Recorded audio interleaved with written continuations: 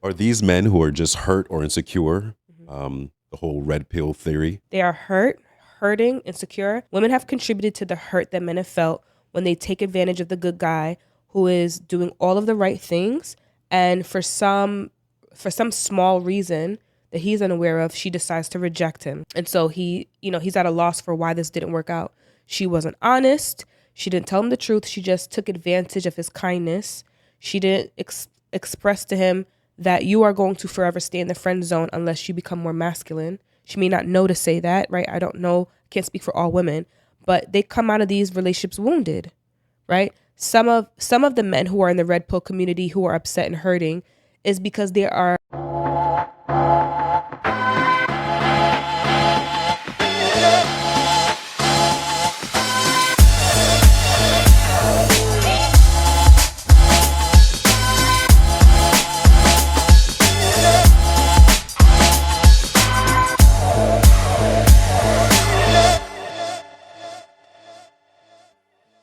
Welcome to another episode of Eight at the Table.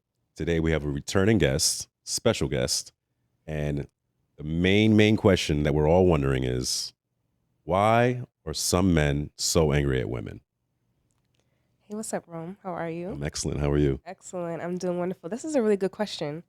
And in simple terms, I can't put it on one thing. What I can say is that with the Red Pill Society, there have been lots of discussions, conversations openly around how men have felt women have been treating them despite their best efforts.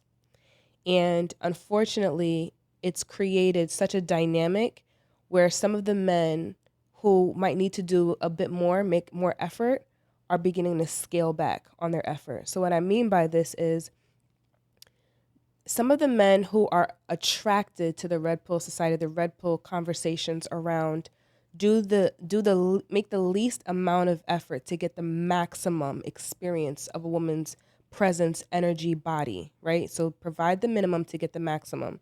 Some of these men who are having these conversations are men who are on platforms that have the financial bandwidth to do so. They're also quite attractive, right? Or they know how to dress. They smell very good. They are chiseled. They're in the gym. They're waking up at 5 o'clock in the morning and they have an entire lineup of everything that they're going to have in their routine, and they're consistent. And the observations that they've made or experienced is that they've demonized feminine energy, right? And so they want traditionalism. Anything that's modern is demonized.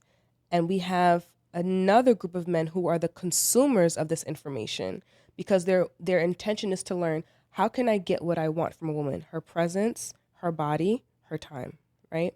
And they're listening to what the men are sharing around the little bit that they do or that they don't do too much of, and they're wanting to implement that. So what that tangibly begins to look like is the guy who is overweight, unattractive, making less than six figures, what he would used to do is apply a lot of pressure. Flowers, expensive dates, leading with money, right? He's not leading with his masculine energy and presence. He's leading with his finances. He's leading by being excessively available, right? And he's listening to this information like, oh my goodness, I've been doing this all wrong. I've been spending so much money. I've taken a woman out on trips and we didn't even bang, Mhm. right? And so she's playing games with me. That's kind of the language that they'll use. She's playing games with me. And so in an effort to not get played, they've pivoted the chessboard to say, no, I'm finna check you, right? I'm going to king you, right? Like I'm going to move this game around so that I am no longer becoming excessive with my time and my energy and my finances. I'm going to get it from you and give you the least. What makes you such an expert on this? I actually have my master's degree in social work, and I'm also a men's coach, a life coach, and a men's advocate. So I'm a certified life coach, and I have been doing this since 2006, actually. Mhm. I know that I probably look young, but black don't crack. But I've been classically trained in clinical psychology since 2006. And over time, I've just become drawn and more attracted to feminine energy, masculine energy, relationships, and I've noticed a gap. So part of social work is they groom you and they train you to recognize marginalized groups. So when I originally went to school, men were not the marginalized group. So women, children, aging population were very attractive and points of topics. But now, as time has progressed, men have become the marginalized group, and I noticed that. And so this has become my life's work. Can you explain to the audience what you were saying about how therapy and the social work is mainly from a point of view of women? Sure. So an observation that I've had, so I've worked with over hundreds of men over this time span, and I've come to a point where I'm not so certain that talk therapy is it for men. I'm not saying don't do it.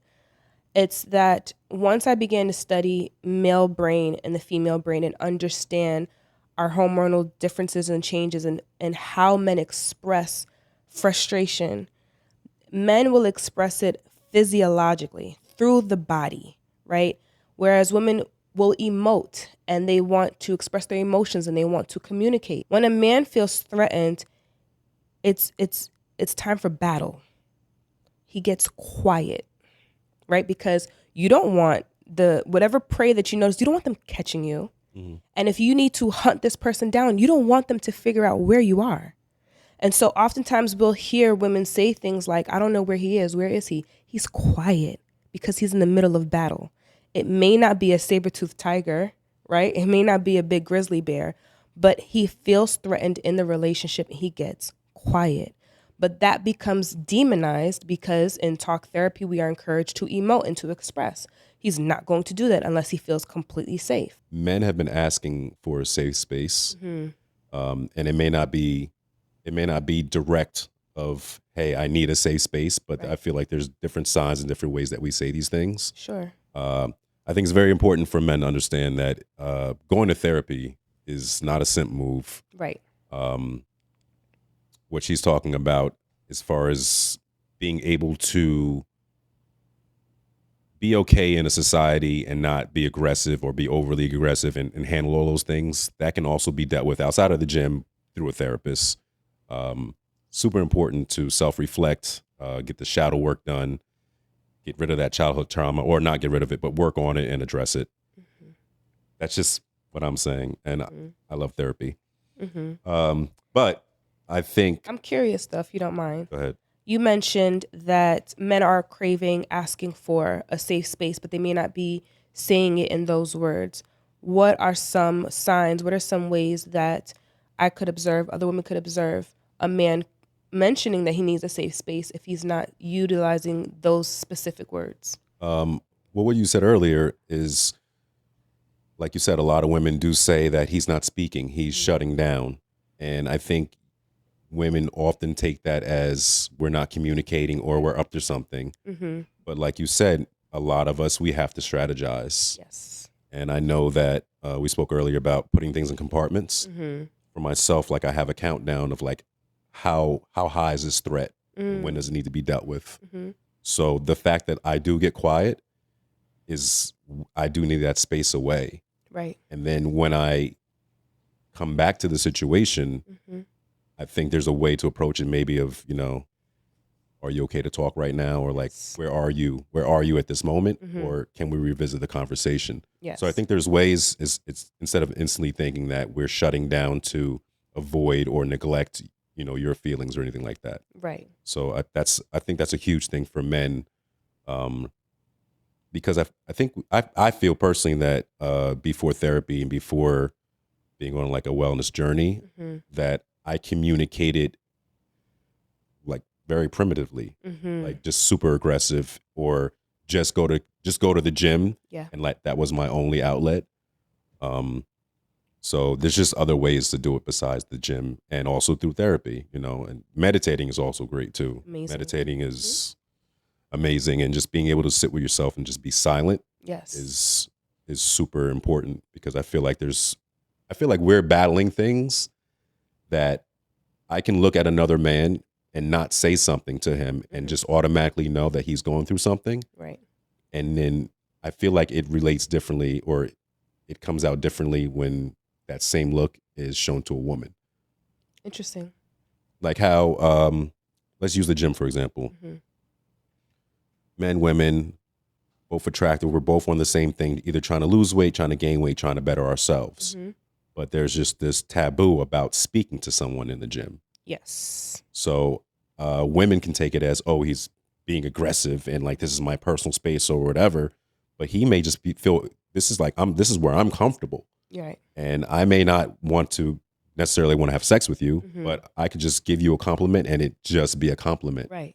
And I feel that a lot of times receiving a compliment from a man is an automatic, like he wants to have sex with me. And it's really not always that, it's just like, I see you in a sense, and I don't think we get the same thing back as far as like an I see you from a woman. Got it. Yeah. And I think that feeds into the parts of the red pill society, because anything that you're looking at, there's more than likely some truths to it.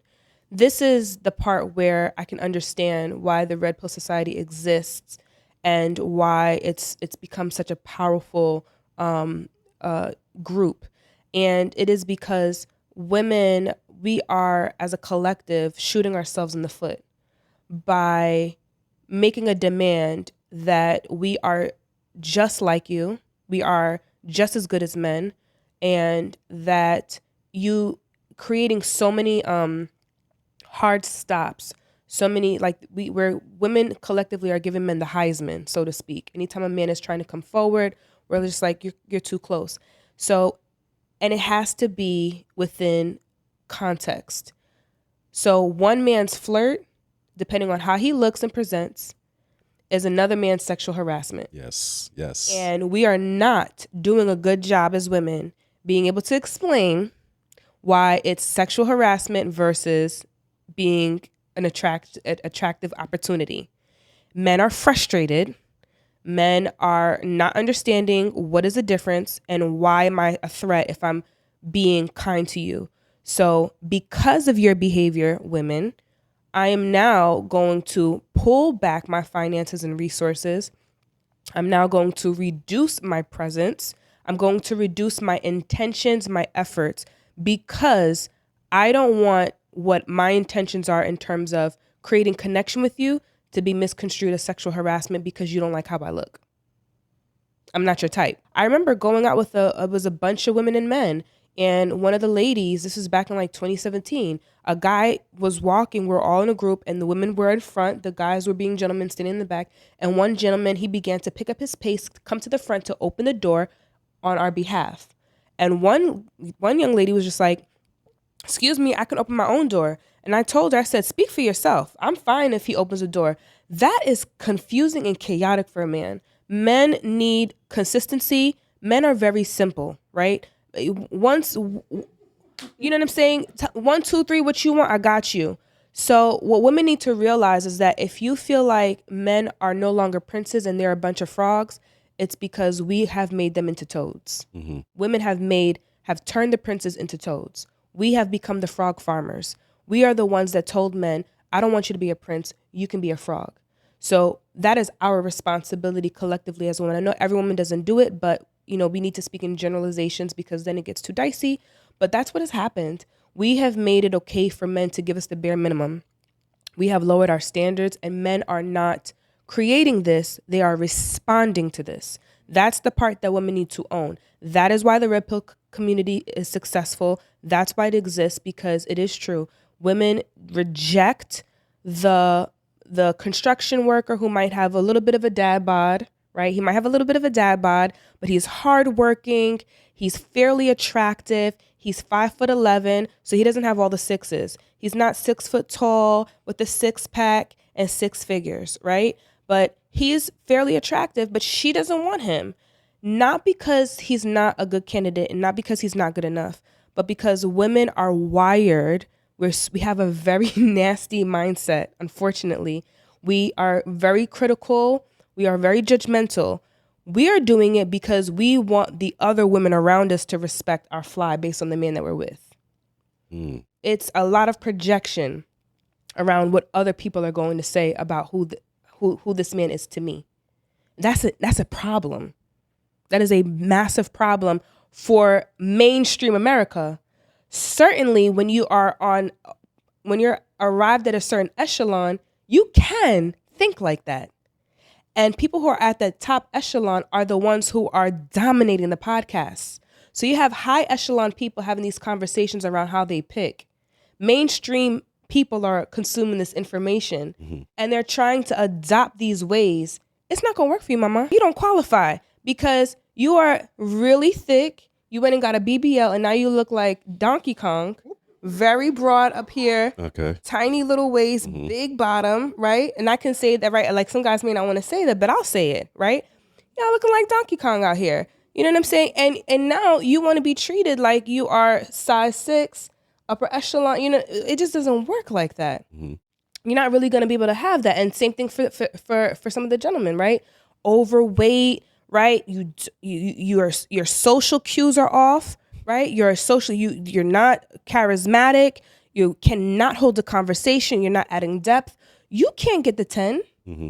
Why are you looking for the 10? Who are you to look for the 10? Why are you judging a woman who can get a 10 because she doesn't want you? We need to be more realistic. That's what's going on. So in that regard, I understand why men are frustrated with women because women have made it impossible for men to be able to observe, how do I stand in my masculine frame as a man to pursue you, to be the protector provider if you're constantly rejecting me and I don't even know why. To touch what you were saying, I feel like personally there's a sliding scale on the bare minimum.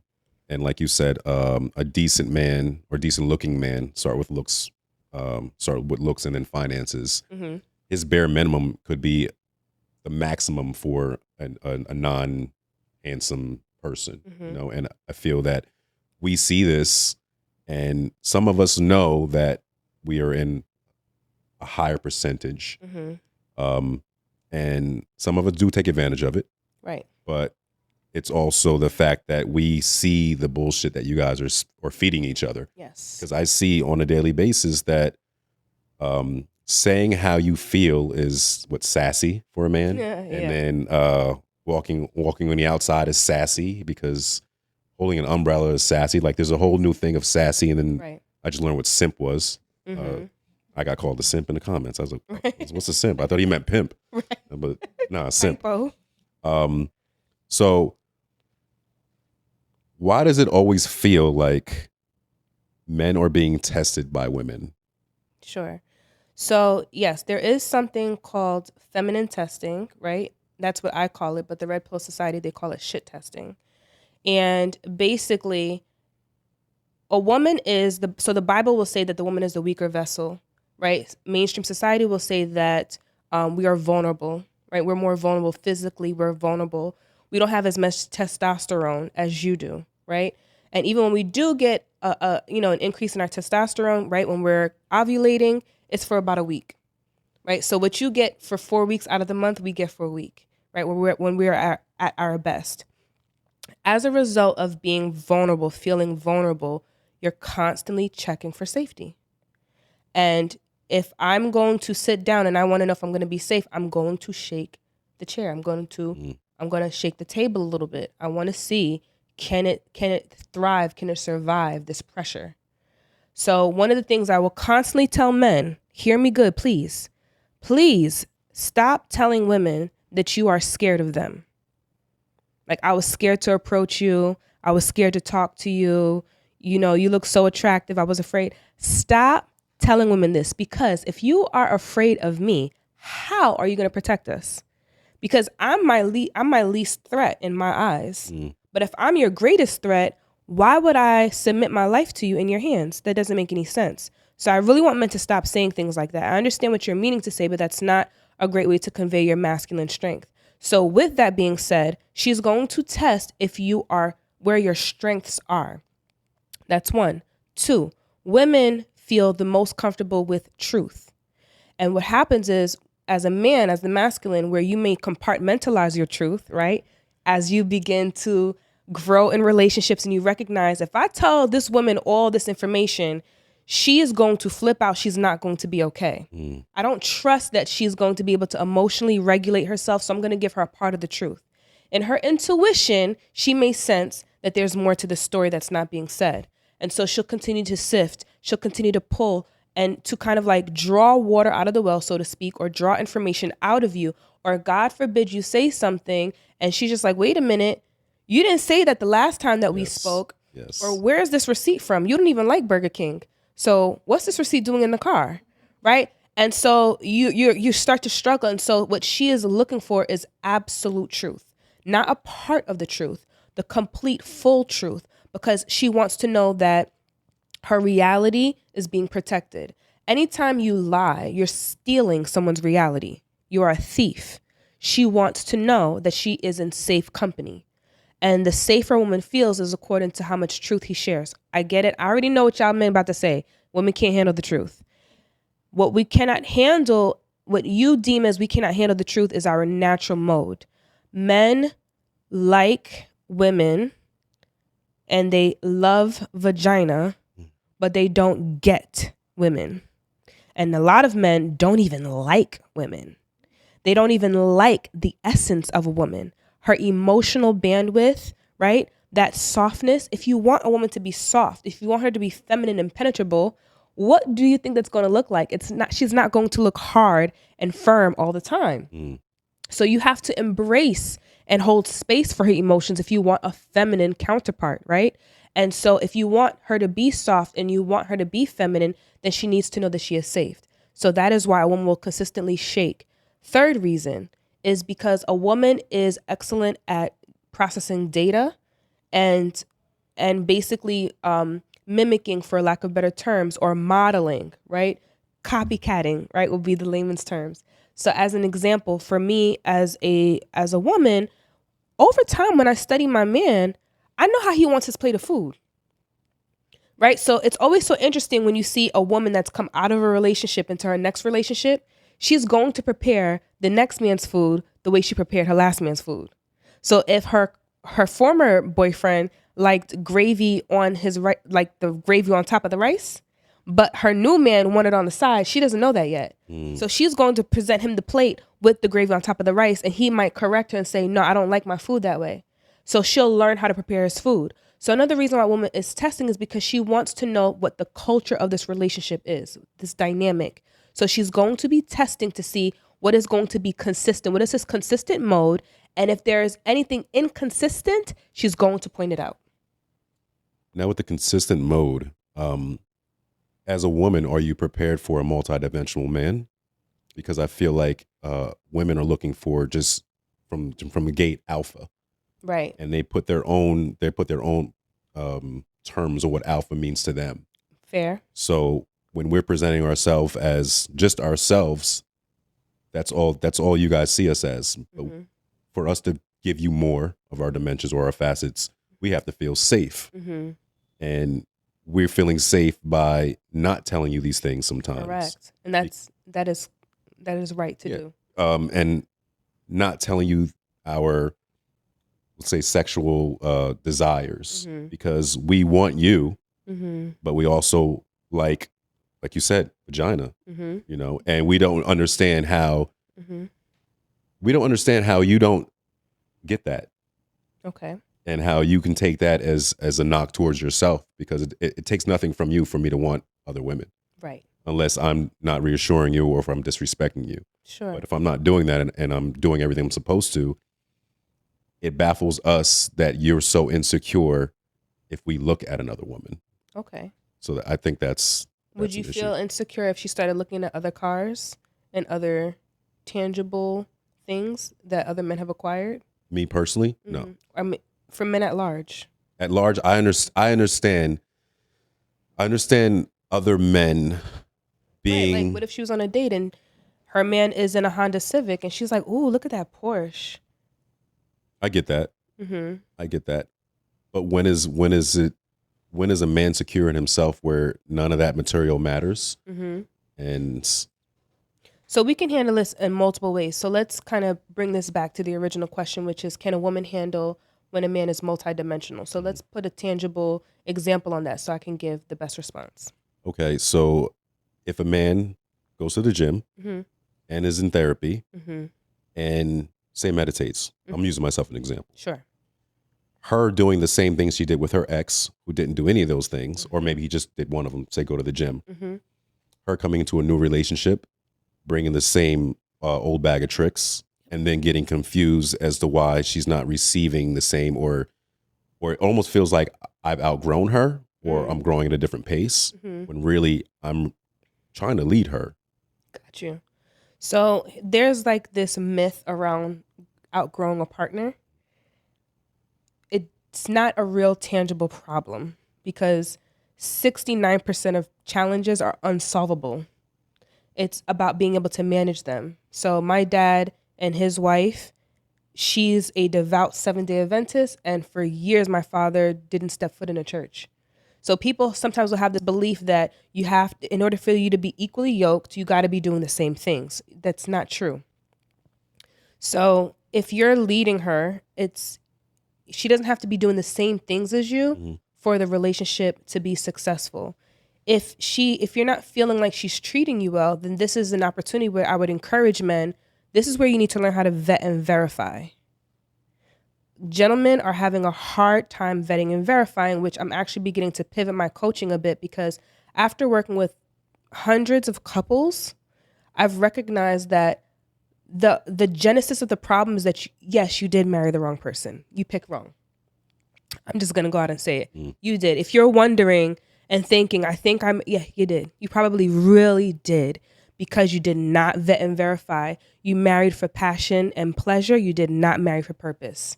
So if you as a gentleman recognize that you are taking care of your mental health, your physical health, and you see maybe you're a chubby chaser. Maybe you like a little bit of thickness, but maybe in the back of your mind you have sort of this thought that I would love to date a 6'7" kind of girl, get her in the gym, turn her into a 9, right? Like groom her in that way for the best of intentions, right? And you want that, you need to vet and verify that she's coachable. You need to vet and verify that she's flexible, right? So if she's resistant, which is a natural human order, we have a natural resistance to change.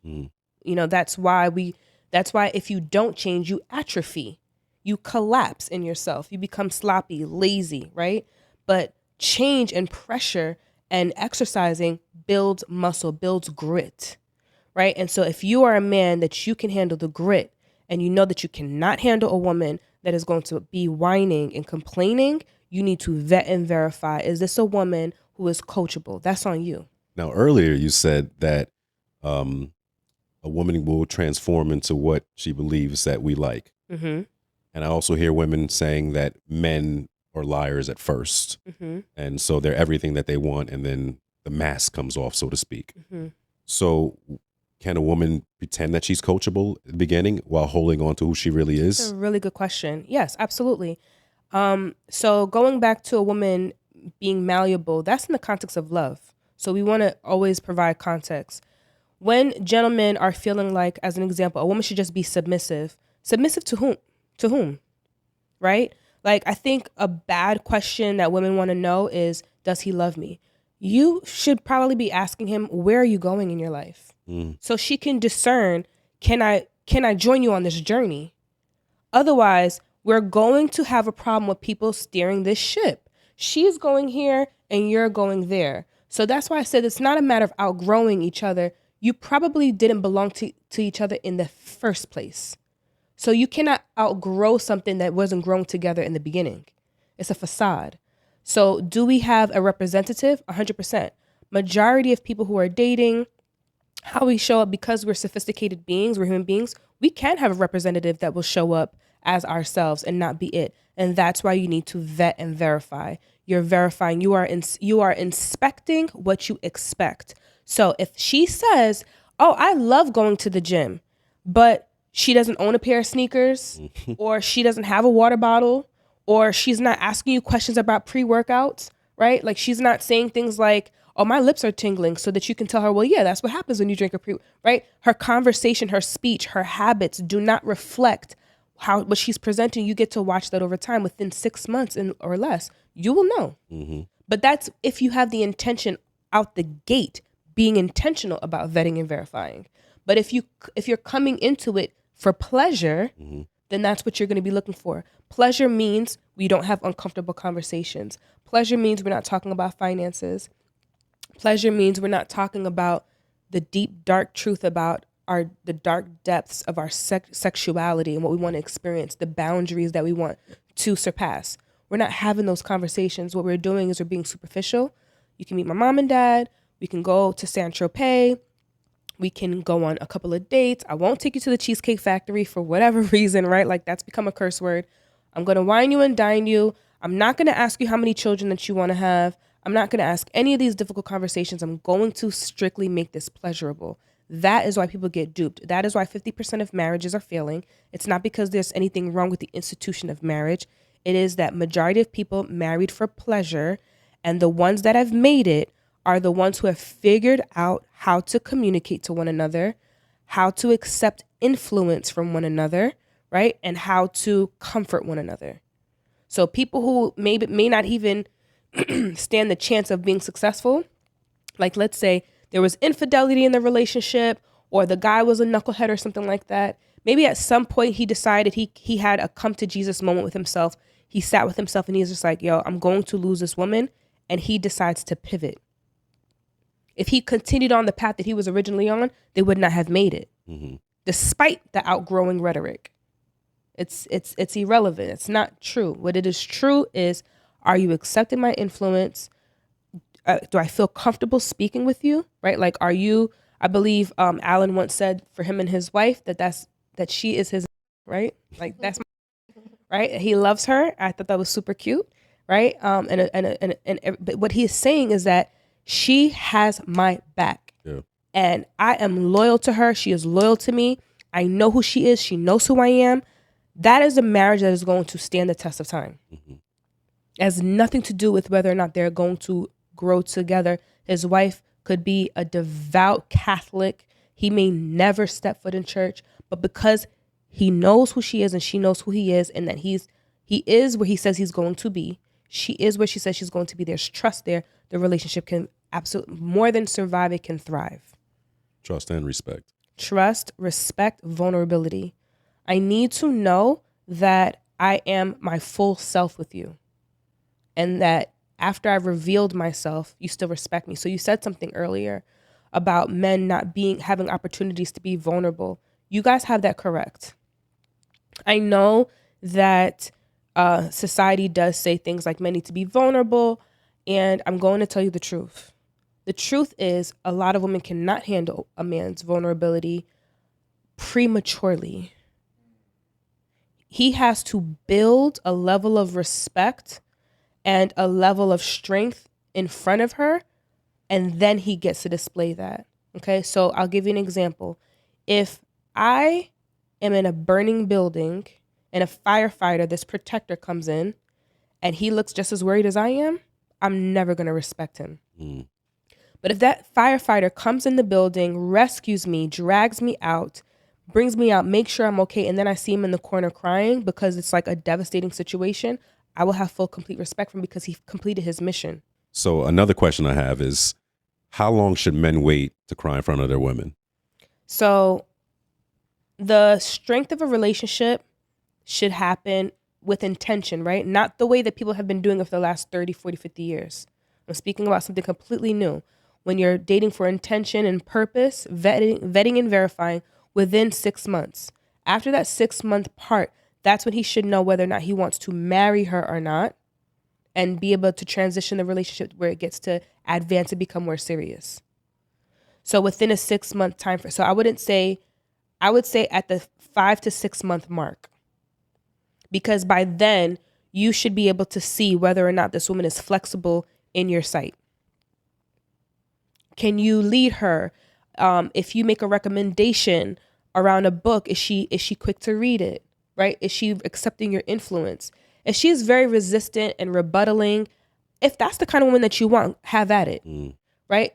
That should not be the clue for a man to try harder, in my opinion. And sometimes that's what men think. I like a challenge. Really? You're not looking for a woman to think. You're looking for a woman to flow. So consider that, right? And when I say you're not looking for a woman to think, I don't mean despite her contribution to help you process. What I'm saying is you're not really looking for her to rebuttal. You're looking for a woman to flow. Because that rebuttaling, if it's toxic, it becomes a hindrance, and you will be screaming and fighting for space to think. Because men need to process and think in silence. So when a woman starts to, her voice begins to sound like the teacher from Charlie Brown. He's not hearing anything. It's just wah, wah, wah, wah. It's high pitched. It is deafening, right? So within that 6-month time frame, a man should be able, with intention, vetting and verifying, is she malleable, flexible in my sight?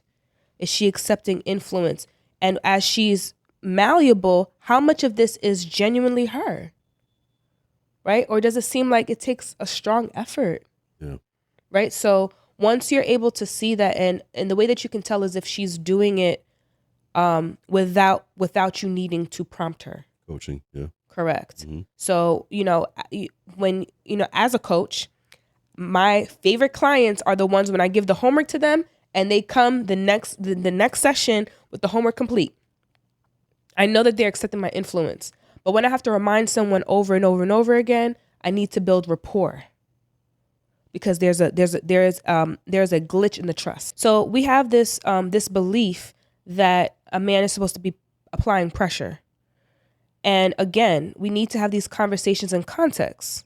When do you apply pressure? With whom do you apply pressure? Are you applying pressure with a woman who's already chosen you? Or are you applying pressure to a woman who's moving away from you physically, communicatively, right? If you're saying A, she automatically wants to say C, B, Z, right? A woman like that, a cantankerous woman, a difficult woman, is a woman that you reject. You move away from. Why? Because again, you are not marrying a woman for rebuttaling purposes. You're marrying a woman to flow, to preserve, to advance your purpose. So if you are thinking about your purpose, this is why relationships fail. Because when people get into relationships, they're not thinking purpose. They're thinking pleasure. I feel good. The sex is great, right? She looks good. We look attractive together. That's not a reason to get married, right? So if you know what your purpose is, it makes it a lot easier to discern the type of woman that you want. Because in some very rare cases, it will be helpful to have a rebuttal woman, because it's if it is in your best interest. Because a yes for you can look like a no sometimes, right? So if you're in a political arena, or you are a pastor, or you have a public facing profession, and you want to go into this bar or something like that that's going to make your reputation look terrible, and she rebuttals that, that's in context, that's a healthy woman, you might want to keep her. Yeah. Because she's a yes for you, even though she's telling you no. She's still preserving your purpose. That's why you have to have it in context. That's why she's going to test you. And women are feminine energy, right? I'm going to bring it into a little bit of a new age conversation, because I want to paint a picture for you guys. I want you to be able to connect. The feminine energy is considered to be a 360-degree round circular experience, which is one of the reasons why women ruminate. When we receive information, we think about it over and over and over again. We don't let it go. Men are linear, simple. There's a beginning and an end, 180 degrees, right? So when a woman has information, if you marry someone who is argumentative, she's going to ruminate on that argument. It's not going to stop. As a man, what you're going to do, you're linear, 180 degrees. What are you going to do? You're going to compartmentalize the conversation. You're going to shut down, because you're not going to address that with her. However, if it's a healthy woman, because I want to be able to, I don't want to just talk about the red flags. I want you guys to understand what the green flags would look like. A woman who ruminates is a woman who's going to have you considering all parties that exist. She wants you to think about the kids, mom, dad, grandpa, the intergenerational makeup of the nucleus of the family, which is missing, by the way, in Black culture, which is why we're at an impasse, right? But she is thinking about that 360-degree experience. What about work? What about your schedule? What about your health, right? What about the kids? What about our parents if we move too far away? To the unhealthy man, that occurs as nagging, that occurs as arguing.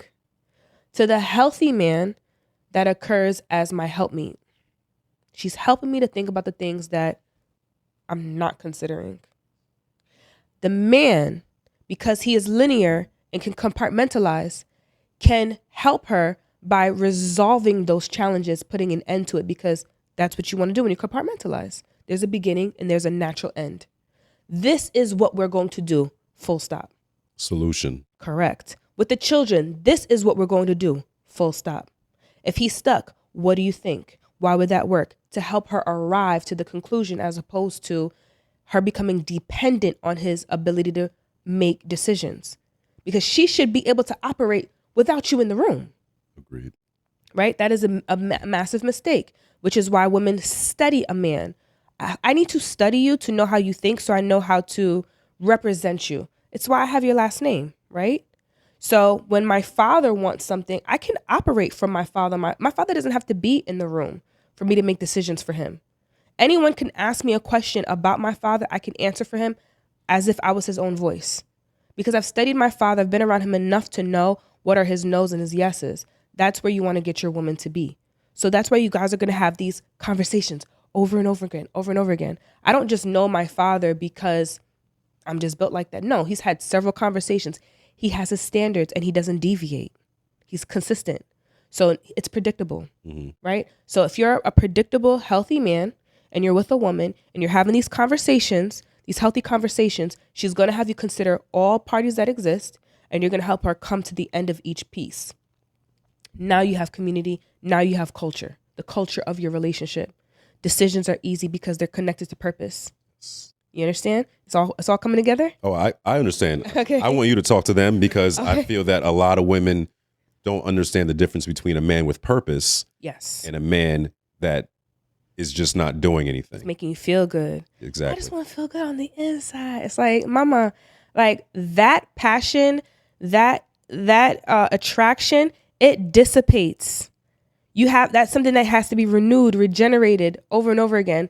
You cannot marry for that and have a long-lasting, healthy relationship. That's not what's going to make a relationship last. You need polarity. We need to be different. We need the yin and the yang. It's not yang, by the way, it's yang.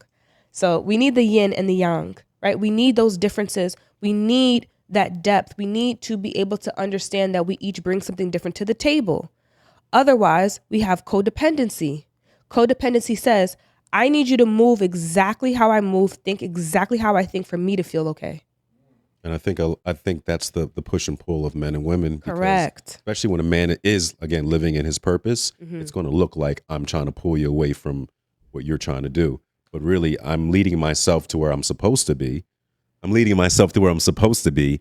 And I need you to trust me that I trust me and follow me. And so that's why a man of your caliber 100% must learn how to vet and verify. Vetting is not enough. We need a verification process here, because the verification process is linking what was said and what is done. This is where the accountability part comes in. This is men's biggest frustration with women, the lack of accountability. And we absolutely will scurry around accountability all the time, because when a man expresses his anguish, his upset, his frustration with a woman, oftentimes a woman will see that as an opportunity to steal that from him and say, well, this is why I did it. And it's because I was feeling this way. So now he has to stop expressing himself, pivot the conversation to cater to her emotions. A man should not allow that. Now he's tiptoeing around what's really wrong. Correct. Because now he knows the area is no longer safe. Correct. So he needs to re-engineer that and dominate masculine frame. Baby, I get that you were upset. I understand why you did it, but we're shifting gears here and I want to keep us on track. We can talk about your emotions in a moment, but let's stay focused on this topic right here. I asked you to do X. You said you would do it. You didn't do it, and you didn't tell me that you didn't get it done. I was counting on you to get this done. It didn't happen, and now that left me vulnerable. Yes. Yeah, but I just got caught up. I understand what occurred, but I need you to acknowledge this is what I need going forward. I anticipate that you're human. I know that things happen, life happens. I need you to communicate when something has changed so that I know. Can you provide that for me? He needs to be firm and direct. And what you just did, that whole tone. Yes, that tone. That tone is exactly how it has to go down. 100%. Because I feel that as men, when we throw the aggression in there, that you guys latch onto that and think, okay, now it's time to fight. When really we're just being very direct and very just, this is what has to do, this is what has to happen to get the outcome that you actually want. That would be the verification to discern she is not healthy. This question is for Rome. Have you ever dealt with a woman who is just hardened inside? Like, it's just, there's nothing soft, like we've seen this as kids with some of our aunties are so mean. Ooh. Mhm. It's just everything Oh, is yeah. mean. And you're trying to figure out, like, why are you so hard? And I'm trying to be nice to you. I'm trying to be cool with you. And the more you do, the worse it gets. Mhm. And I'm feeling like more and more every day is becoming common among women Yes. a lot.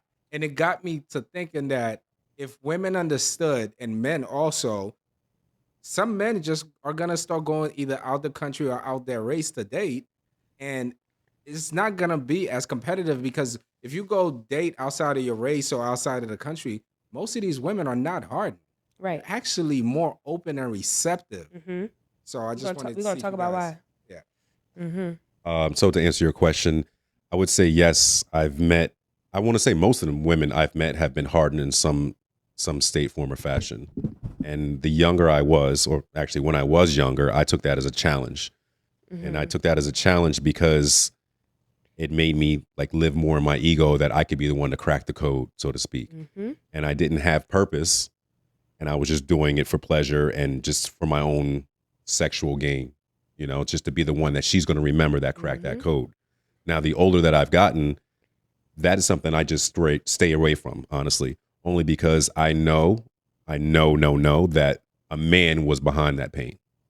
Somewhere along the line that a man was behind that pain. Mm-hmm. And something within that man she'll find in me, whether it's in me or not. And I feel like That's a that fact. trauma is transferable, whether it's mine to hold or not. And so from that point, you're basically in just this never ending battle, and that woman will never be happy, period. Correct. So it's not my duty to take on his shit Mm-hmm. and then try to give you the best of me. And I feel like that's the cycle that keeps happening with men and women, that someone's giving you the best of themselves and you're not appreciating what's being done because you're still in like fight mode. Your wall is still up. It's still okay. I'm slowly melting, they say, because like I'm an ice cream. Like I'm slowly melting, and like he got me to melt. But I feel that the issue is you never came into this relationship just seeing me for me. It sounds harsh, but when you say it's not my problem to take care of your shit, was what whoever did to you. Absolutely. Like, I'm not fixing you. None of us are fixable, but it's definitely, it's no one's problem. It's no one's duty to take care of the next man's shit or the past man's shit. Mm-hmm. That's, you have to heal yourself. You have to come to me as some form of healing. Mm-hmm. You have to, and when we ask for peace, we're really not asking you to like let us cheat on you. We're not asking for that. And I know it sounds like we want you to be, oh, you don't want peace. You just want somebody dumb and stupid to let you get away with your shit. No, what we're really asking for is, hey, I go outside every day and I bust my ass. And not only do I bust my ass, but the men that you're afraid of, the ones that you're asking us to protect you from, we see them. And some of us are afraid of them too. And we don't want to fuck with them. So you don't see that like we are actually protecting you while protecting ourselves, while going to work, while doing the things that you said you wanted, but not understanding that a busy man is not always going to have the time to give you everything. It's a fact. Everything. And for us, it feels like you just want to suck our souls dry. And that is fucking draining. And so what happens most of the time is we love you, but she's not going to suck our soul dry the way you're going to suck our soul dry. And we just going to go to the easy option because, just speaking for myself, I know how to be a good ass dog. You understand? Like I know how to be a player, and like I can go back to that like instantly. But where I am now, like I know the benefits of my discipline. I know I believe I don't want karma in my 40s. I don't want that at all. I know that we die at a higher rate. Yep. And I just don't want that stress. So it's messed up as it sounds, like I don't cheat now because I don't want no shit. Like I want to live long. I want to live healthy. And at some point in time, I got tired of like the hurt that I was giving. Correct. And so much has happened to me that I don't know if like my karma from that has ran out. So why don't I just be a good dude right now? Sure. And I see the benefits of being a good man, you know? And I'm proud of you. thank you. Yeah. Good job. I see the benefits of being a good man. And I Beautiful, feel yeah. like the things that happen in my life, even currently, are because I decided to make that switch. And I feel like making that switch is really the true test of like being a man, lacking the desire to lie. Correct. Yes. Because I know I can say some truthful things to women, and I know that it's not gonna get me in your pants. Right. But the fact that like you're gonna listen to it, and I can tell by your reaction instantly where we're gonna go from this. Right. And I just like being able to do that and move forward. And you discovered the secret as a man. A secret that a lot of men don't realize is that you have influence. I understand there's the power of the PUSSY. I get it. As a man, men, they see women as so powerful, and it's like, dag, if women only knew how powerful they were, if y'all knew what men would do for it. And as a result, you are polarizing it from the span of you are influential, I am not. And you discover the secret, which is that you do have influence, that how you show up does make an impact. So sometimes when a man grows up in an environment where he is not seen or heard or understood, he thinks that his actions are inconsequential.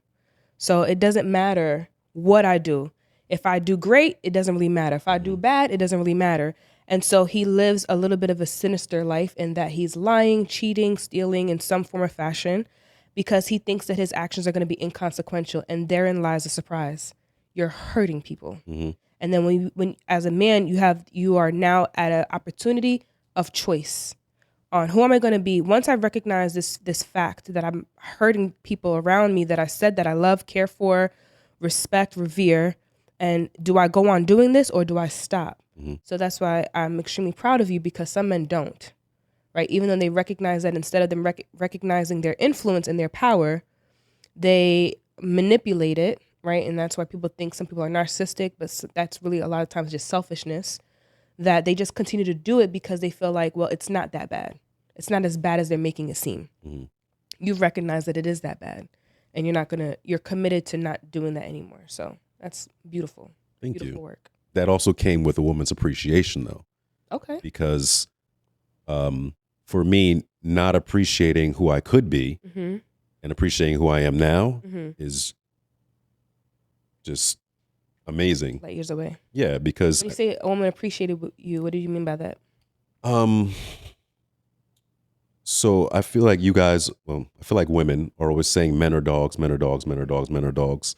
And yes, we are. And we know we are. So when I'm being good to you, and you know I'm being good to you, and I know I'm being good to you, that's a whole different power that I feel that I have. And I feel like I don't want a parade. I don't want an award.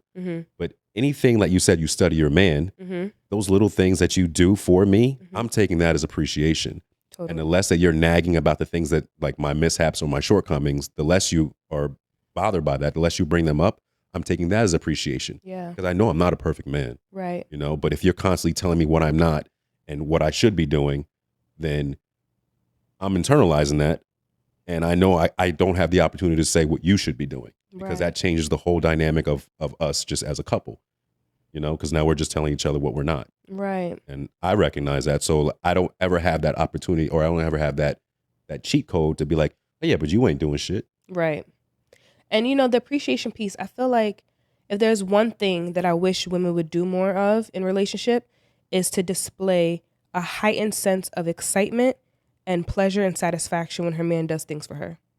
I think sometimes, unfortunately, women, I've observed it in myself, where we'll receive something. I'm a processor, so I'll have delayed reaction sometimes. So I might receive something and I'll be courteous and say, thank you, I appreciate that.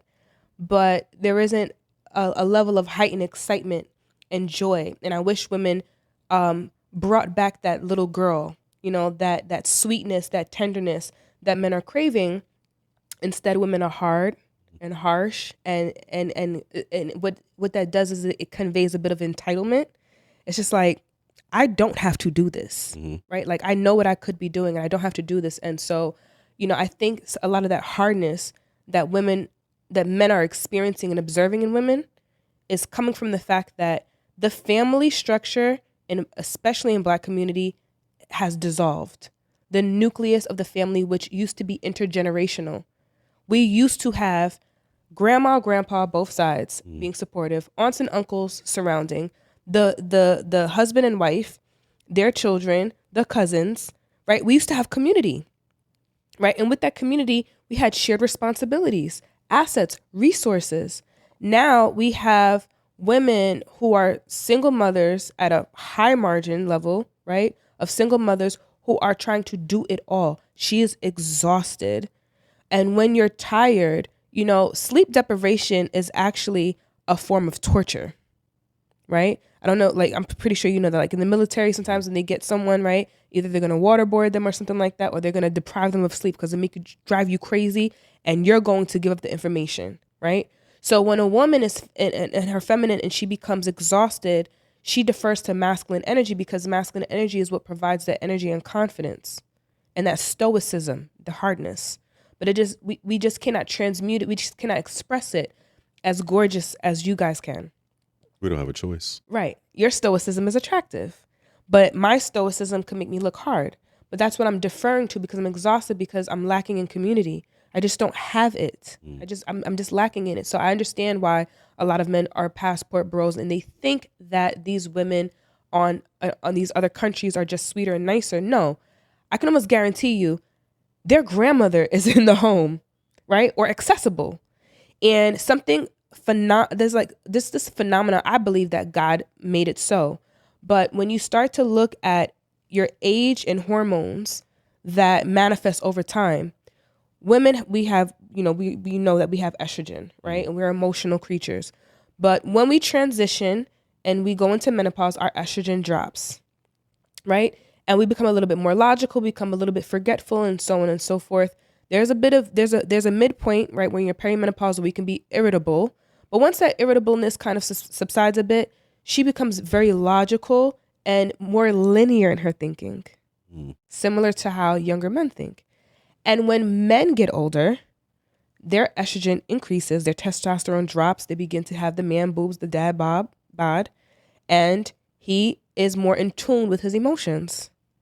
Imagine a world where a young man who was filled to the brim, overflowing with testosterone, is being nurtured and groomed by a man who has estrogen now, who's been there, done that, has learned from his mistakes, right? So he has a few things here. He has experience in being with a woman. He knows who he was as a man when he was younger. He knows about that brute strength and force and being dominating and the consequences thereof. And now he has a bit more estrogen, so he's more in tune with his emotions. He is going to be able to tell that gentleman whose wife is now pregnant and hyper emotional, go ahead and get her what she's craving. Just relax. She's pregnant, right? If a man is not told she is pregnant, right? Like, I've seen men being harsh with their wives who are pregnant because they just don't know. This is not an automatic response. This is learned behavior to treat pregnant women with level of care and respect and tenderness. That's not automatic. That's taught for a man. And we are missing that, right? We are missing that component. And imagine a world where a woman is connected to her grandmother who has less estrogen. She's less stressed with her emotional bandwidth, right? She's not expressing her stress through her estrogen. She's more logical. So she's going to tell the woman, don't major the minors. Don't make the mountain out of this molehill. Leave that man alone. You ever heard old women tell young women that? Leave that man alone. Leave that man alone. Without the man, the older man telling the younger man, be easy. She's emotional. That's beautiful. This is gorgeous. You want this. Without the older woman telling the younger woman, leave that man alone. He worked 12-hour shift. Did you cook for him? Is the house clean? Is this prepared? Don't wait for him to, turn you on. Get ready. I've had a older woman tell me, don't rely on your man to get you in the mood, your husband to get you in the mood all the time. You get yourself ready. You prepare yourself for that man. This is advice that we're not hearing and receiving. So what's happened is what people are experiencing in women, which is a hardness, and the sassiness in men, is actually a byproduct and a result of the dissolve of the Black family, the intergenerational experience. It's almost non-existent. Unfortunately, we are in real time experiencing something that we don't have a solution to. How do you create almost in a lab of sorts an intergenerational experience, right? Like, we don't know what to do about this. We just know that it's happening. We don't yet have the antidote for it. We are observing it. So what I mean by that is that in this present day and time, in this real time, we can't fix it. What all we can do is hope to be different for the next generation, provided that people have more conversations like this, provided that people become very intentional with purpose, right? If you're intentional with purpose, so as an example, something that's very unique, people have studied the last 44 presidents, and they found that they are all connected genetically. They come from one person. I think his name is King Charlemagne or something like that. Every single president has the gene of this one person. This means that which is true in the political sector, people are extremely cautious and paying close attention to how they're vetting and verifying their spouse, right? It's not by accident. People who are rich, old money, people who have a lot of money, they don't marry the 20-year-old airhead because she looks good. They don't. New money does that. New money is frivolous with their money. Old money is not. Old money might have the 20-year-old on the side if he really wanted her, but who he marries, who gets to have his last name, no, he's intentional about that. They have an intergenerational structure. They have money that passes on. What we have is in the Black community, we have people starting from scratch. We don't have any trust fund babies. Every generation starting from scratch. Every generation starting brand new, like we just came off the boat. It's very rare that a Black family is building off of what the last family did. We are scattered sheep, lost people. We really are. So as a result of being lost and being like scattered sheep, we cannot build. Consider this. Back in the day, people used to be called, Smith, or because he that was what he served. That was his purpose, right? Or like a blacksmith or something like that. Your last name often was a carrier of your profession, your purpose. It was clear. It was well defined. You knew what you were going to do. You knew who you are. We don't have that. So what we are doing instead is we are taking a microscope on the fact that 50% of marriages are failing and 80% of marriages or divorces are led by women. And we're putting a microscope on that and making women the problem, making marriage, the institution of marriage, the problem. We need to zoom out to get a very full scope of picture of what was working then and what can we adopt from that to make it work now, and still imbue some of the modernization, because modernization has been helpful. But what can we keep? So this is a very complex situation. It's a very complex problem, and the simplified rhetoric that the Red Pill Society often tries to attribute as a solution to this is directly connected to the problem, which is do not connect to a woman. Give her the least amount of effort, demand the maximum, possibly put your seed in her, procreate with her, have a child that has no father figure around. It's perpetuating the problem. So what they deem as a solution has now become our demise. And yet they call it the biggest problem solver there is. It's not. They are reinforcing trauma. If you are a man and you have 20 children by 16 women, you cannot be in 16 homes equally and fully. You cannot. I don't care if you're in an Easter bunny costume and making rounds like Saint Nick. The greatest gift that you can give your children is how you treat their mom.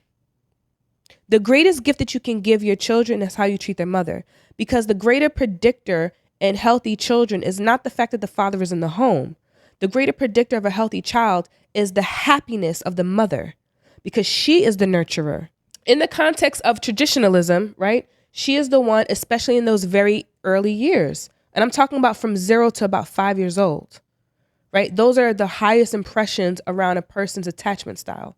So if the mother is anxious and the mother's around this child primarily, right? Or this child is experiencing inferences from, this child is going to become an anxious child. If she's hot and cold and her mood is up and down, this child is going to have a disorganized attachment. They're going to sometimes want to connect and cling, and then when they get upset and frustrated, they're going to want to flee.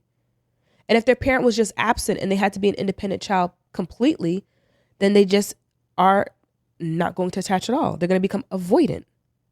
So again, the greatest predictor of a child's health is not just the fact that the father's in the home. It's the quality of the father in the home. It's not just him physically being there. It's how he's treating the mother, how they are loving on each other. Those things matter. So yes, we have hardened women. Yes, we have women that are rude and entitled and tired and frustrated. And if we want to fix that, then we need to take a pause and a break from having these conversations around having sex with women over and over again. We cannot have sex with women over and over and over again and then shame them for their body count. You cannot control consequences. Okay? You can have sex. You cannot control whether or not you have a child from this, an STD from this, or nothing. You cannot control that. Consequences occur. When men model for women what they pay attention to and what they're going to give time and attention and presence to, over time, what's going to happen is women will conform to it naturally. That's how we are built and wired. Cannot escape that. I'm talking about at large. So if at large, the woman who is modest with the long skirt, right, that's to her ankles, she got the long jean skirt, she got the cardigan, she's not wearing any makeup, she got her hair in a low bun, she's never getting flued out. She's not being invested in. She's not getting the car rides. But every time a woman observes a man giving time and attention to a woman, she's the one with the BBL. She's the one with the really long eyelashes, and her eyebrows are on fleek, and she got the weave and everything like that. Women need connection. You guys also follow these women, and you basically you control what you consume. And if that's what your whole feed consists of, or majority of your feed consists of, then how's that on us? Is it because we like that? Because aren't we visual creatures? Well, the same way it's on a woman when she shows a man that she will accept the bare minimum. She allows, when a man has a conversation with a woman, he says, that's what you allowed. What we are basically saying is that on a subconscious level, we are picking up clues from one another. And these clues tell us how to respond. I'm not saying that it's a man's fault. I'm saying that you're making a contribution to this problem that you say you don't like. If you don't respect an easy woman, what are you doing laying with her? If she's easy, she's getting smashed. She's not getting flown out, but she's getting smashed. Understood, but two things can exist at the same time. It doesn't have to be this or that. I'm not saying that it's only the man's responsibility or it's only a woman's responsibility. I am saying that as a collective, as our human nature is, we're going to pick up on clues over time, right? This is not something that just happens just like that. These are impressions on a subconscious level. Like about 70%, I believe, of our decision making happens on a subconscious level. Okay? So even if women know that if you are easy, you get mistreated, on a subconscious level, what she is observing is that I'm getting attention, which is what the feminine craves. So you cannot demonize a woman wanting attention if you are pro-feminine. If you love women, you need to know what a woman is. If I love my car, and I'm not going to demonize that my car needs gasoline, which is toxic for me, but beneficial for my car. It's not for me to put water inside of the tank and want it to run. It will betray me, right? I cannot give to it what satisfies me. I like that. Right? Yeah. So as a man, where if men have tons of attention, sometimes men will demonize attention because they know what that can do for the male psyche. So we demonize it, but it's the essence of what a woman is. She wants attention, right? That's the feminine aspect of it. So if you start to tell women to stop wanting attention, you're going to get a hardened woman. So we have to see how we're playing our worst fears into our own hands. If your fear as a man is to have a society filled with easy women, but you're the one smashing the easy women, you are contributing to the problem. You're not innocent. You are a contributor to it. It's not your fault, but it's partially your responsibility. So in order to stop that, you would have to stop contributing to that. How does a man stop contributing to that? By being connected to his purpose. Protect his seed. Why wouldn't you protect your seed? Why wouldn't you protect your energy? Why would you share that kind of space with a woman that you don't respect? We're not taught that, though. That's the thing. Correct. Before we get to the point of meeting that, I want to say that older male that's been through that and her estrogen is lower, and he's saying, hey, nurture that pregnant woman. This is what she wants. Buy her flowers. I think there's a huge gap before we get to that point as men. And then we have to seek that man. That man is never in, well, not never. That man is usually isn't our father or grandfather or in our home. And even if it is your grandfather, he may still be trapped in that mindset of this is what happened in the 60s. And like, you know, they were putting hands on women in the 60s. So you really have to go out to seek an intelligent male to even get to that part.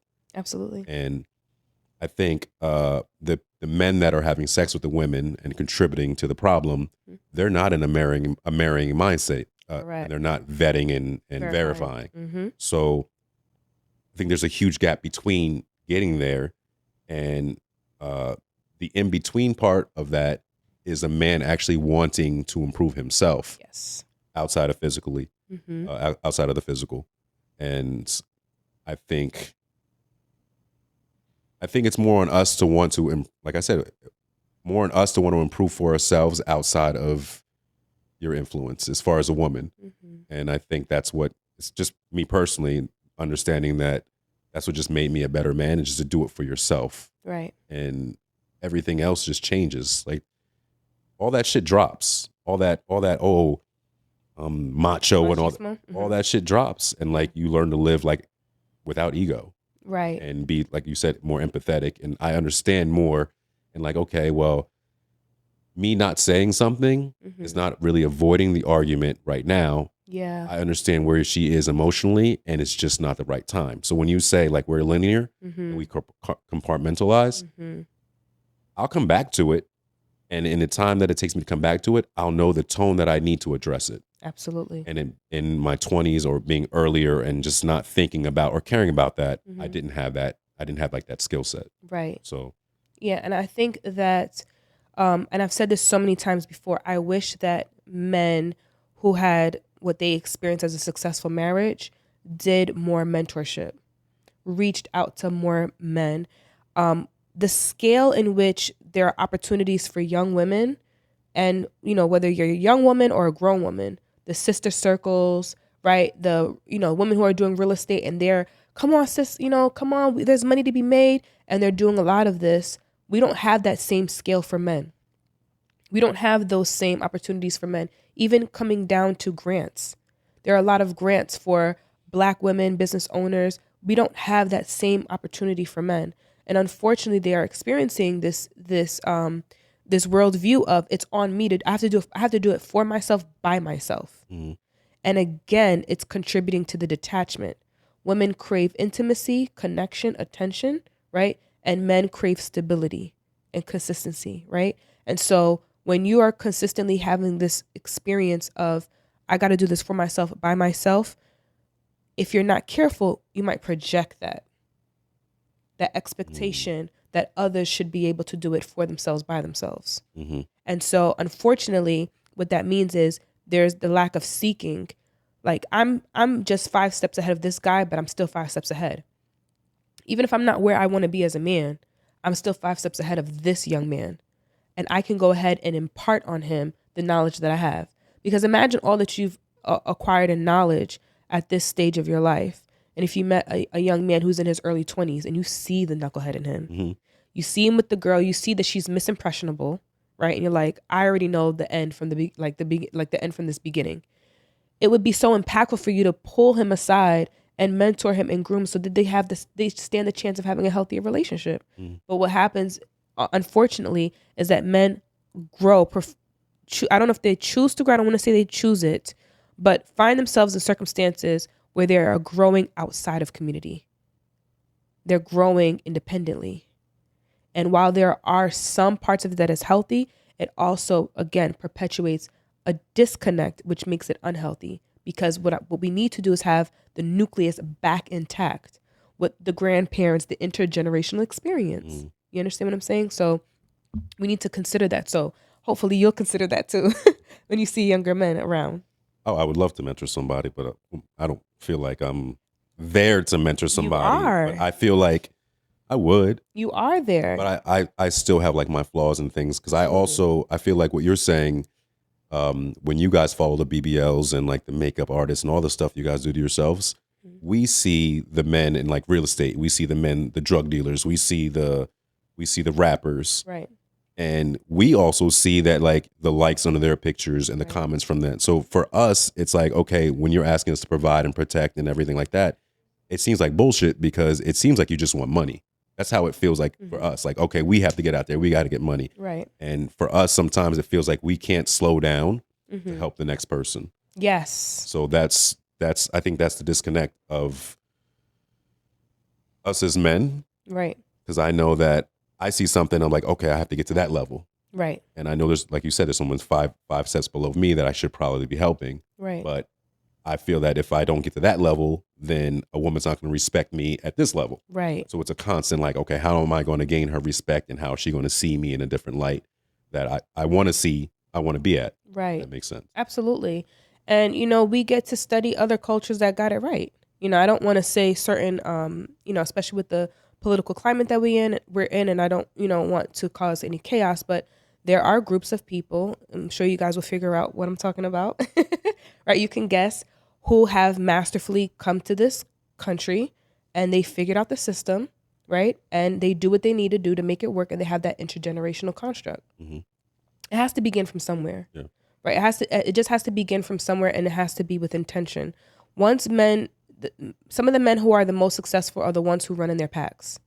The lone wolf is always vulnerable to attack. We have to just embrace the reality that is. And when you embrace the reality around some of the consequences in this case being the lone wolf, then you become intentional about the pack.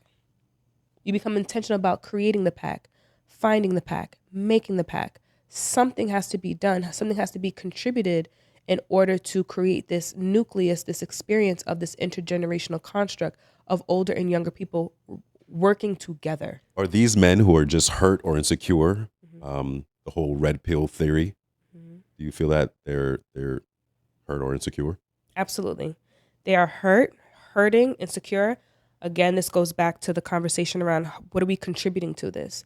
Women have contributed to the hurt that men have felt when they take advantage of the good guy who is doing all of the right things, and for some small reason that he's unaware of, she decides to reject him. And so he's at a loss for why this didn't work out. She wasn't honest. She didn't tell him the truth. She just took advantage of his kindness. She didn't express to him that you are going to forever stay in the friend zone unless you become more masculine. She may not know to say that, right? I don't know. Can't speak for all women, but they come out of these relationships wounded, right? Some of the men who are in the red pill community who are upset and hurting is because they are delusional around their behavior, right? They are delusional in why it didn't work out, right? So he could be absolutely overweight, making, almost no money, right? He's living in the basement of his parents' home, and the entire floor is covered with Cheeto dust. He's filthy, right? And he decides to, entertain a relationship with a woman who's clearly out of his league. He's a 5, she's a 10. Maybe he catches her at a time where she was sick of how all of the other 8s treated her. And so she decides to give him a bit of a chance, but he can't maintain her. He doesn't have, and when I say she's a 10, I don't mean in a superficial way. She can be educated, fit, physically fit.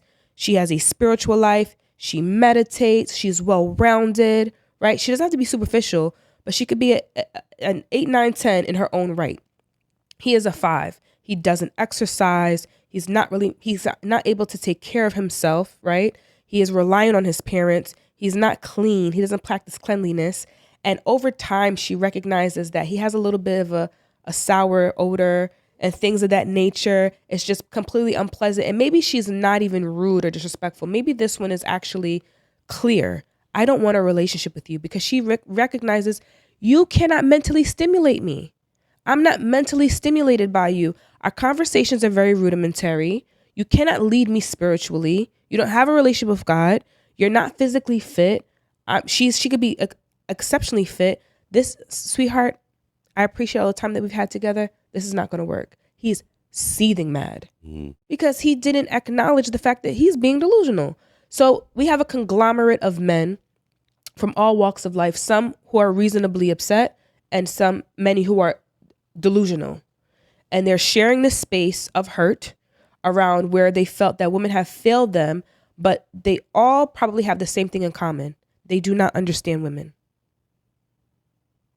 They won't take the responsibility for that. What they'll rather do is when they come into understanding some things about women, they demonize it. As an example, they'll hear things like women just want attention. Women just want money. Women need resources. Women are vulnerable in their physiological body, hormonally. We have 1 week where we have a great surge of testosterone. The other weeks we're all over, right? We're just holding on. So women, every woman has a rhythm, and men do not know that. Every woman has a rhythm. So when a man says that women are confusing, that is a man who doesn't understand a woman, because every woman has a rhythm. And if you studied your woman, you would understand her pattern and her rhythm. You'd know okay, she must be about a week out from her cycle hitting because she is irritable, right? Or she's super quiet, so she must be low on energy because her cycle is coming around. Or she is super hot.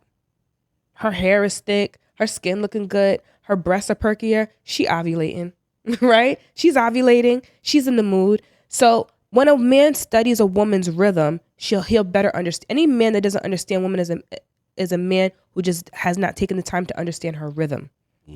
So what they are doing is they're entering in these relationships with this notion that I want what I want. I want a beautiful woman sitting across from me that I can look at.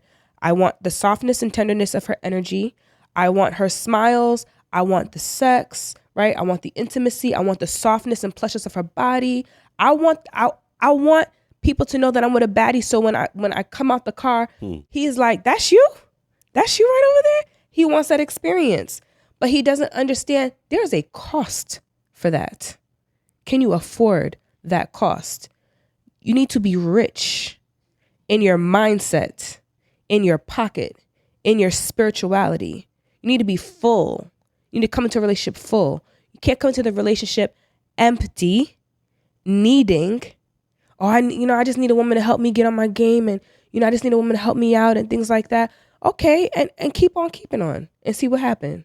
So those are the men that are in that group with the Red Pill Society, and they are 100%, majority of them are insecure, and majority of them are absolutely hurt. I know men, I have coached men who've actually come out of Red Pill Society because they realize that so I had one client that I'm thinking of in particular where he said, I went out and I did the things that they said to do, and I found myself still hungering, and like I had an insatiable appetite and desire for a relationship, a real relationship. All of that, he lost count of how many women he ran through, lost count, and realized it didn't satisfy me. Right. So there are men who are coming out of it because they realize that this is still not giving me what I want. I want family. Red Pill Society is not going to give you family. If you are a man and you want family, Red Pill Society is not it. Okay? It's not going to provide. Red Pill Society is going to appeal to your ego. You're going to find that you're going to come up short every time. And also, just because you have sex with a lot of women, you have to look at the other side of that.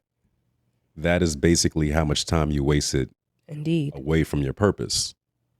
So 10 women could have been 10 years or 10 minutes or 10 hours that you could have been doing what you're supposed to do to get the woman that you actually want and actually deserve. So it looks like to me that you seem physically fit, well-spoken, right? And I did hear you say something that let me know that you are on a healing journey. You said a keyword, you said shadow work. So that was my clue into recognizing, okay, he must be on a healing journey or has, touched upon that. You talked about meditation. These are some things that, a lot of is becoming mainstream, but a lot of people don't know about that. So I'm curious about your journey and like how you've seemed to become into your masculinity and grown, and like what triggered you to change? Like where were you before, and like how did that manifest over time? Oof. I'll skip over like the super traumatic stuff. Okay. But for me, women have always been very just easy to obtain. So I didn't find value in them. So not finding value in them, it's always like they just became like shells, just shells and shells of just like Ooh, child, you was trying to fill them up. Lord have mercy.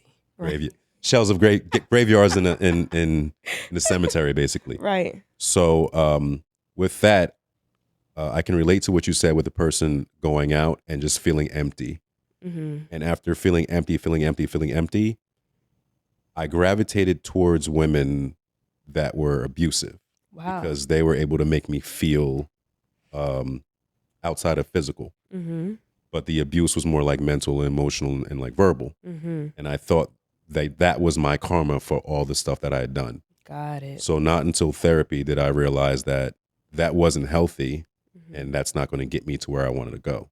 Right. So when I started my therapy journey, it was more or less figuring out the root of like, where did I get that feeling of just not being whole or not feeling lovable, of not feeling deserving of like an emotional connection. Indeed. Because just all the sex, there was no connection behind it. It was just physical and just ego and machismo, like you said. So not until I got to like a certain point where I wanted to realize what the problem was. So accountability and, acknowledging there is a problem and taking the step, finding the proper therapist. Because just because you go to therapy, just because you find a therapist, they may not be the one for you. Right. And going to multiple therapists is okay. Yep. Like you have to figure out who you're willing to give your shit to and feel safe giving that shit to them. That's very important. Because I did get frustrated with the amount of therapists I went to. Like they're just not understanding me. And so when I found somebody that I felt comfortable with, it's just like everything just opened. And I found out like what my issues were. And I had to put a pause on a lot of things, mainly the sex. Like for me, like sex was just really addicting because it was just easy. And it was just like, all right, it was just, even though it wasn't fulfilling emotionally, right, it was just very easy. And it just kind of masked the things that were going on and just was just dopamine hits. Yes. Just constant. Sorry, I said that. It was kind of a lot of sex. Right. But while doing so, like I was still in relationships and I would have to kind of like withdraw, but I would have to figure out like why I was withdrawing. And then when I figured out like this person wasn't my person, right, I got deeper into therapy. And the more she said, you have to figure out like what you want to do with your life. Like that's how I discovered like what purpose was, like what outside of this, like what drives me, like what am I passionate about, like what are my goals. Beautiful. And then when I figured out like how long I hadn't been paying attention to those goals and like my actual passion, then it's almost like a switch. I just turned everything off. And then learning about being able to sit with myself and like taking the Friday and Saturday off instead of like being out, getting drunk and doing shit that I still enjoy doing. Right. But just taking that time to myself and really sitting and crying. Like just really crying over like the hurt that I've gone through, the hurt that I caused. And from that point, trying to figure out like how I can correct some things and like how I can change some things, like how I can fix and like what's not fixable. And then working from there, just like step by step by step by step. And then realizing the things that I thought I was going to miss the most, I didn't miss as much because I was getting so much more into myself and like figuring out more that I liked outside of sex. Yeah. And from that point, it was just like, yo, you know what? Let me work out too. Let me throw that on. Because I told him last time, like, go to the gym, pick up a book. But then, like, the third step was really just about self-mastery. Yes. Just what can you live without and what are you willing to sacrifice to become like your higher self? And then that led me towards like meditation. And then I got like into like chakras and Reiki and just like sound baths and all types of stuff. And it just became like this just like rabbit hole of things. And it replaced. So it was almost like switching your vices but making my vice more positive. Right. And then seeing the people that were still around from my positive vices, or seeing the people that I picked up from my positive vices.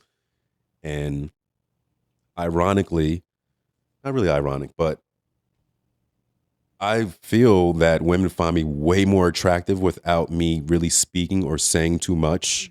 The effort that I had to do, which was even still minimal, not being like hockey or anything, but just the types of women that I would meet, like just, I'm into older women, but the older women that I would meet. And okay, Usher. yes.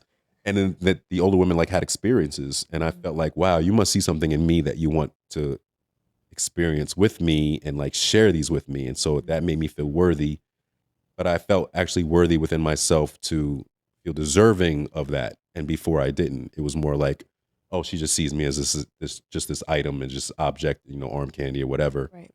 So from there, them seeing something in me, and then like speaking to, I actually spoke to this famous photographer who gave me like this big brother talk. And he asked me, he was the first man to ever ask me like what I wanted to do. And this is in my 30s. He was like, what do you want to do with your life? And that question just like, I just sat there. I was just like, and then I took that home, and like those Fridays and Saturday nights that I just sat with myself, I thought about it, and I just devised a plan. And then we did another photo shoot, and I gave him an answer, and he was like, "That's cool. Now apply it." So it was the lessons and then like the application. That part. So after all that, I just found so much peace. Do you feel like you're more authentic now?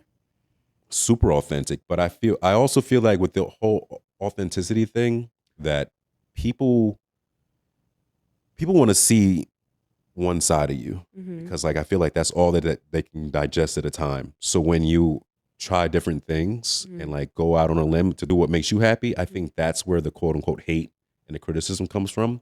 But if you're doing it, that would be the vetting. yes. So, but when you're doing it from like a place of like, listen, this is just what I feel like doing, and that's why I tell them every time I come here, like, yo, I don't really go in the comments. Right. Or if the comments come to me like and they're on some homosexual stuff that I'm not into. Right. If they're like that, then I'll just block them. Or if I see something I don't like, I just block. Right. Or I just restrict or delete, because like I don't give any more energy to that. Right. And I just keep doing what I do. And I feel like doing what I do has gotten me like here and like where I'm supposed to be. So I feel like I'm living in purpose. Yes. Do you feel like the quality of your relationships have improved? Tenfold. Yes. Tenfold. Like besides meeting like great women, the great women that I have met that like love me for me have stuck around. I was waiting for that part. Yeah, it's few though. It was very few. Very few. And I never really had like a lot of male friends, because there's always like a competition or whatever. But like the core group that I have, it's just like my guys. So it's not like there's no trust issues. And it's like a completely different life to where I sleep better, even though I get shitty sleep now, but it's still better. Right. I sleep better, and the things that like people see on the outside, I know how much it took to get here. That's it. It was Can I actually touch upon why you're having better relationships? I'm gonna share with you why. I feel like I'm having better relationships because I can be more honest with who I am to this person.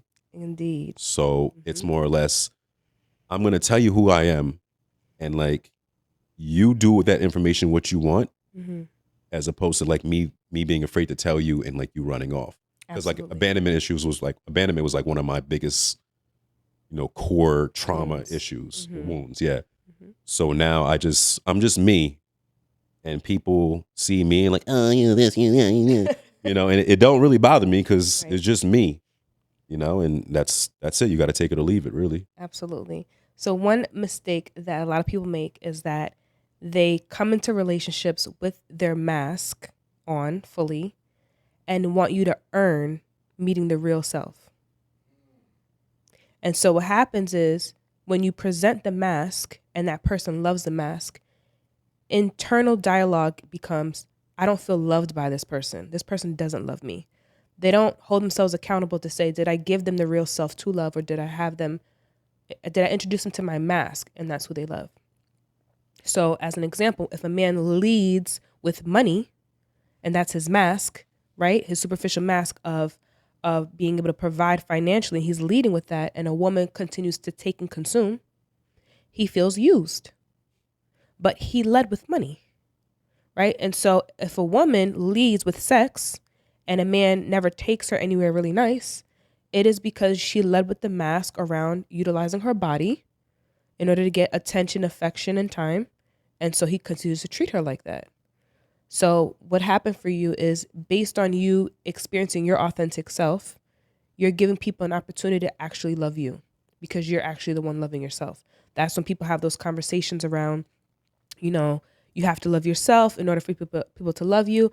What that really means is self-love is simply acceptance, right? If anybody's ever wondering, like, what is self-love? What's the difference between self-love and self-care? Self-care are action-based methods that you can do in order to take care of yourself, your self-esteem, grooming, hygiene, mental health, and so on.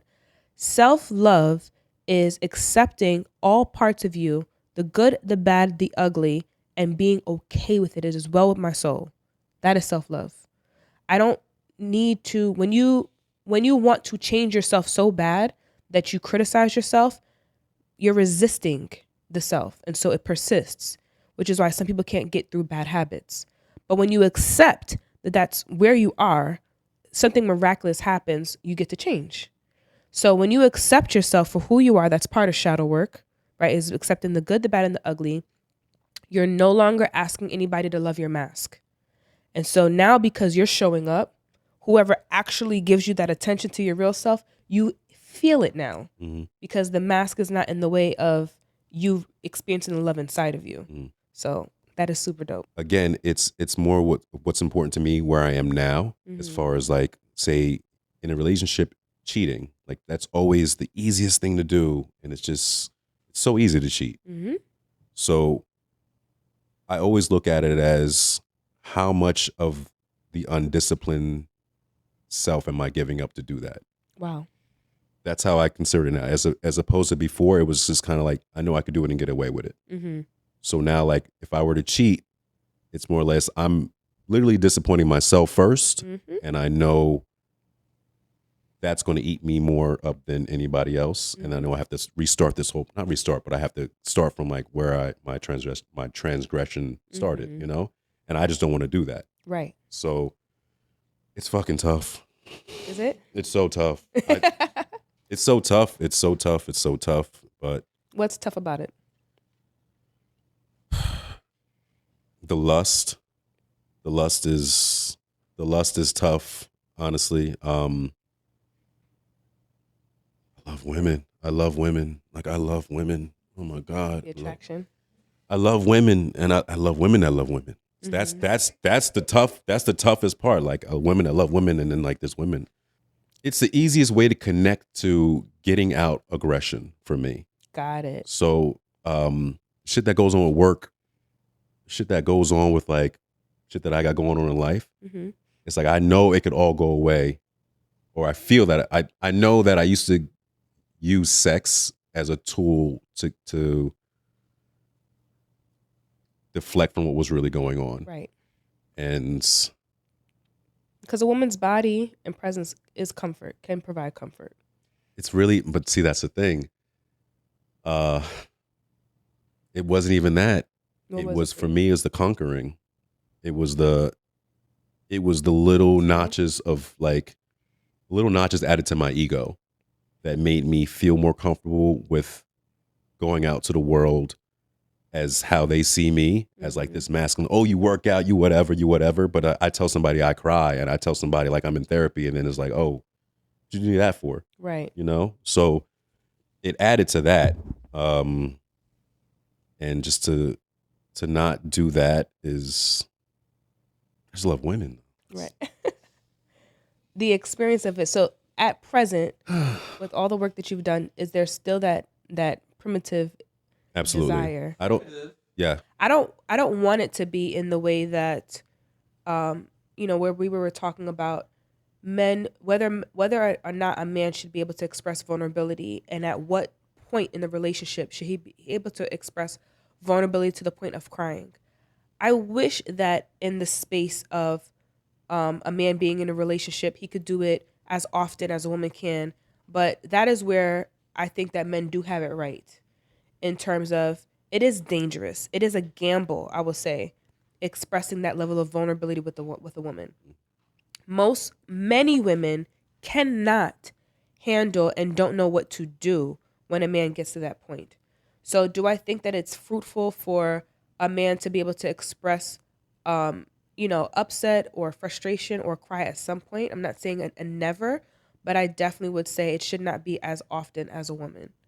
Because a woman, again, it goes back to, if you are the protector of this in this relationship, but you're falling apart, I'm no longer going to feel safe. And when a woman is not feeling safe, she'll defer to her masculine energy. So it'll just be like an automatic response. And unfortunately, many men can't even act like that in front of his friends, because male groups are notorious for heckling men, making fun of men when, oh, she cheated on you, bro, like, or, oh, look, your marriage didn't work out. I told you it wasn't going to work out with her. And they won't hold that space. So he really doesn't have anywhere to go. Right? So it's a very fine line. I do wish that more men had the opportunity to be vulnerable with their woman. I'm not saying it's a never. I'm saying it's a gamble, and you need to read the room, right? You got to read the room with your woman to see, is this a good time? Can I be vulnerable with her and make that observation, right? So I think that for the men who are looking to secure a wife, when you get to that 5-6 month mark, something organic happens. I'm not saying force yourself to cry, but being vulnerable to share something that upsets you, something where you felt like you were going to go into a depression, and observe her reaction. You cannot fake body language. So have this conversation with her in person, right? Not over the phone. Have a conversation with her in person around something that was devastating to you, that really hurt you. Maybe when you thought you were just going to give up, you felt like you were just at your wit's end. Is she going to touch your hands? Is she leaning forward into you, or is she backing up? Right? Like, backing up is a physical response to say, I'm not feeling safe. I don't want to get close. Is she getting close to you? Is she consoling you? Is she present with you? Is she asking questions around, like, having more details? That's how you'll know if somebody's interested in you. So, again, I wish that there were more opportunities for men in that way. That's why mental health and having those spaces are crucial for men. Being able to express your emotions is crucial for men. But it is true. I know the women are going to beat me up in the comments. They're going to tell me, no, my man cries in front of me and I still respect him. And so then maybe he established rapport. Maybe he established a level of respect. Maybe it's not as often, right? Or maybe you are a masculine woman, right? And you guys have a role reversal, so to speak. But majority of women in a healthy context need to know that the masculine frame is intact. He is firm. He is consistent. He is controlled, right? Like, he has his stuff together. And when he doesn't, whether she acknowledges it or not, because perception is not necessarily, perception is your reality, doesn't mean it's the truth, right? So you think you want a man to cry. Women think, that's a projection. Women think they want a man to be soft. Women think that they want to see a man crying and emotional, and he had a bad dream that somebody died, and he wakes up and he's bursting into tears, and she thinks she's going to console him. But once that moment is over, like that, she could lose respect for him. Playing this never-ending chess match, because it seems like women ask for a strong, protective alpha male, aren't prepared for a strong, protective alpha male, And it seems like a lot of women really try to get these emotions out of you. So Right. it's almost as if they're playing a game to kind of like kind of strip you in a sense. Like I want to be able to break you down in my own way to see if I respect you. Right. And for a man, we're saying we want a safe space. Right. So it's almost like we're speaking two different languages. Yeah. That's And if women are looking for marriage, mm-hmm. And not to be, just girlfriends or 5-year girlfriends, whatever you guys are talking about lately, how do we come together to where we can be vulnerable? Mm-hmm. You feel safe, we feel safe, and we don't have to necessarily hide these emotions that you're begging for us to have, while not being afraid that we won't be respected for showing them. Absolutely. This is perfect. So there's a couple of things. And again, within context, I want you guys to consider this fact. People who have less respect for their bodies and have less purpose attached to how they pick are the ones that are procreating at larger amounts. People who have come from families that are still intact do not have a lot of children, right? They're offspring. We have far more people roaming this earth with no backing, right? No solid foundation from their family upbringing. So we have the people who are uneducated, right? Whether it's in the school or just in life, and they're having 16 kids apiece. And then you have other people who are focusing on their healing journeys. They're educated, whether that's educating yourself through life, through experiences, business, or formal education of some form, who are having 1 to 2 kids. These people who are having these 16 kids are not rearing them. They're not raising them. And now they are in their 30s. We talking crack, like the crack babies are grown, y'all. And they walk among us. And they act healthy and they look healthy. They speak well, right? They're well dressed. They make 6 figures that come from this, right? And we all know we have to stop playing like we don't know that your childhood can impact your adulthood. Mm-hmm. And there are droves of them walking among us looking very regular, right? When the crack epidemic hit and they didn't know the consequences, they had no clue that these babies that were on. So this is what the crack, for those who don't know what the crack epidemic is, and what I'm meaning to say by this is that there were people who started to get on crack cocaine, right? Instead of taking the line, they took a rock and they were smoking this rock. And what happened is that people started to have sex in order to support their habit, right? To be able to support their habit. And they started to have children. I mean, baby after baby after baby, broken home after broken home. We're talking about in the 80s. The 80s babies are grown. The 80s babies are in their 30s and 40s. The crack epidemic wasn't something that happened the moment they ingested the crack that it showed the fruit of the demise of our people. This is something that happened over time, and they've been observing it decade after decade after decade. And so what happened is that when these crack babies were born, some of them are very successful. And I'm not saying that it's just the crack babies, and I'm not trying to shame people who are coming from a family where there were drugs involved. The point in what I'm saying, and when I'm being slightly facetious when I'm saying this, is that there are people who come from family structures where they are lacking in mental stability, albeit drugs or some other form of abuse.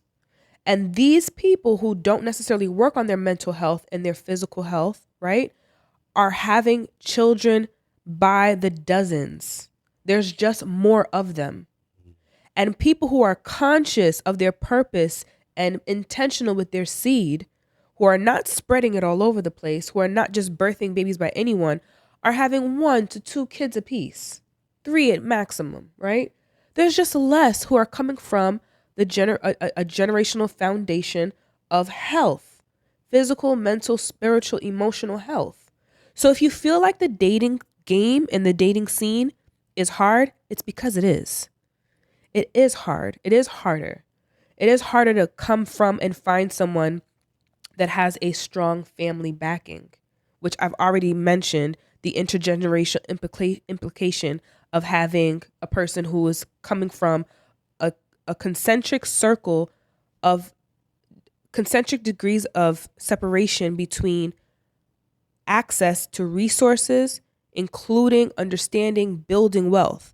So if you're here, you have access to your mom and dad, you have access to your aunts and uncles, you have access to your grandparents. And this concentric circle helps you remain focused, bullseye on your goals, your purpose, because you're just coming from years of wisdom. But we are now having people who are all starting from scratch. Those 16 babies that came from that family that's mentally unwell, every single one of those kids are starting from scratch. 16 people starting from scratch, creating more babies, 8, 9, 10, doing the same thing, and they walk among us. They're dating. They're getting married. They are in the schools. They are teachers. They have their professions. They're making 6 figures in IT. You can't tell just by looking at them for face value, like you can observe someone who might be on drugs, right? When you recognize the crack epidemic, they had a certain look. You can look at somebody's jaw. That jaw keep moving. You know you was on something, right? You start looking at how they talk. Start clicking, right? You're like, oh my goodness, they must have had a past. You cannot make those inferences now in that same way. It's just not as a parent, which is why you must vet and verify so that you can discern whether or not, even if your parents, even if you don't have that foundation, what is your purpose? Do you know who you are? Do you know what you're about? Do you know what pains you? Do you know what your focus is on? Where do you see yourself in 5 years? Where is your tangible plan? I don't think that women should ask men, do you love me? I think she should ask him, what is your plan? So that she knows, can I find myself in this? How are you executing this plan, right? So as an example, my sister, you know, her husband, he has his business and he has his 9 to 5. And she reformalized and, you know, rejiggered his entire business. They're doing excellent because she utilized her strengths. She's anal, type A. What's up, Tasha? I love you. She's type A, right? And she took her strengths and she was able to take his business that was already successful and she just amplified it and made it better, right? They made it better to where they're creating generational wealth in their family. Right. So these things are important. But she found a way to make herself useful in a purpose he already had that predated her. He wasn't looking for her to help him identify his purpose. So this is for my 30s, because there are some people who are blessed and they meet the love of their life at like 16, 17, 18 years old. And it's legitimate. Like that's the love of their life and they have longevity. There are people that exist like that, far and few in between, but it exists. These are for the 30s. You're in your 30s, right? You're dating in your 30s. You cannot date like you're in your 20s. You cannot date like a teenager anymore. You cannot date for pleasure anymore. You cannot date for futile feelings. They're frivolous. They're fickle. You can't date like that anymore. When you're in your 30s and up, that's the audience, right? If you're in your 30s and up, you must date for purpose. And that requires this of a woman. It requires a woman. So if a man understands his purpose, it requires a woman to understand her impact and her influence, right? So a woman has to understand and she has to have victory over her emotions when you're in your 30s. A woman can have victory over her emotions. So when you hear me say that, how do you imagine that looking? I honestly imagine it looking like a logical male. So I actually have a friend who is a logical male. Okay. She's a relationship coach too. Shout outs to Align with Allison. But she is an example of a woman who has victory over her emotions. However, here's the thing. Logic and emotions are not the same. So victory over your emotions doesn't mean logic. Okay. Victory over your emotions means you have emotional regulation capacity. I get that. Right. But that exists? Absolutely. Absolutely. So, you know, as a relationship coach, you know, just a little bit of a background around even how I even really came into this field. I was married to my high school sweetheart, and it was a toxic relationship, and I didn't know that it was a toxic relationship. And I also grew up, I'm Haitian, American, and Christian. So I grew up very sheltered. So some of his behaviors that were unhealthy, I saw it as an opportunity to introduce Christ to him. I saw it as an opportunity to help him, which in today's time, that would be me trying to save him. But I didn't know that's what I was trying to do. So in the process of me trying to save him or help him or introduce Christ to him, I ended up hurting myself, right? Because he didn't mean to do the things that he was doing, right? If he knew the things that he was doing was going to hurt me in the way that it did, he would have never done it. I don't think that he was at all evil, but he was just doing what he knew. I didn't know that if I stayed in an environment like that, an unhealthy environment like that, that I would lose myself. That's exactly what happened. I was unrecognizable. So when we separated and I came back to my family and my friends because I was isolated from them for some time. So I came back to my family as a friend and everybody kept saying the same thing. What happened to you? That's the only way I knew that something was wrong. Because in my mind, I thought I was myself to some degree, just maybe matured. But to my friends and family, something had happened. Something devastating had happened and they kept asking me what happened. I really genuinely didn't know. And I have a master's degree in social work. So I was already familiar. I just didn't know that I was experiencing emotional abuse in that way. I was so far removed from it. I was in denial, especially for the fact that this is the only relationship that I knew. I was with him from 16 till I was about like 31, right? So that's almost like 16 years of my life. So, from there, I decided when we separated, I had a major curiosity of mine, which is, how can two people who love each other not work out? Is love enough? It became my burning desire to come to the conclusion of the matter.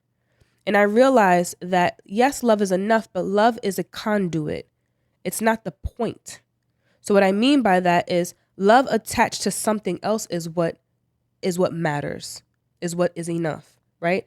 So there's a scripture in Corinthians that says, if I give charity, but I have not love, it's like I didn't do anything at all. Right? So if you're my man and I cook for you and I clean, but I do it begrudgingly, I do it with an attitude, at some point you're going to tell me, don't even cook for me. Don't clean up. Like, if you're going to clean up, like, don't do that.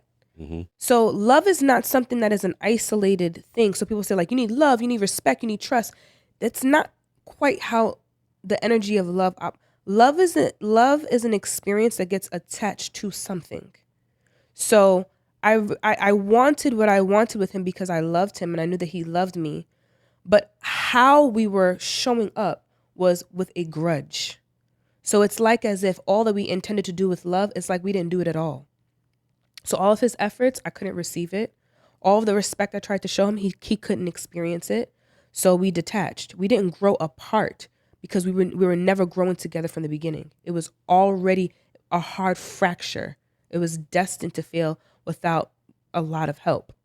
And we weren't going to get that help because he was very stoic and private. So there were things that I withheld even when we went to therapy that I didn't want to say because I didn't want to shame him because I knew his character. He doesn't like to feel exposed. So I held on to a lot of crucial information that would have helped us. I held on to it. So we couldn't get help. So when the relationship dissolved, that's when I really started on my journey to figure out first, what is love? Can two people who love each other, work it out or not work it out? What does this mean? I started to learn about feminine and masculine energy. And while I was in the process of embodying feminine energy for myself, it was as if a spiritual exchange happened. No lie. God ended up showing me what men experience. It's almost as if he gave me a second heart. When I experience a woman's plight and frustration, it feels completely different than when I'm materializing and understanding what God is sharing with me as far as what men experience. Men love deep. Women are long suffering. Women don't know that men love deep. And that is why, and what women don't recognize is that men are actually more loyal than women are. We exhibit this in our purchasing behavior. A woman will purchase, even if the hair product that she bought worked beautifully for her, she can't help it but to try another beauty product.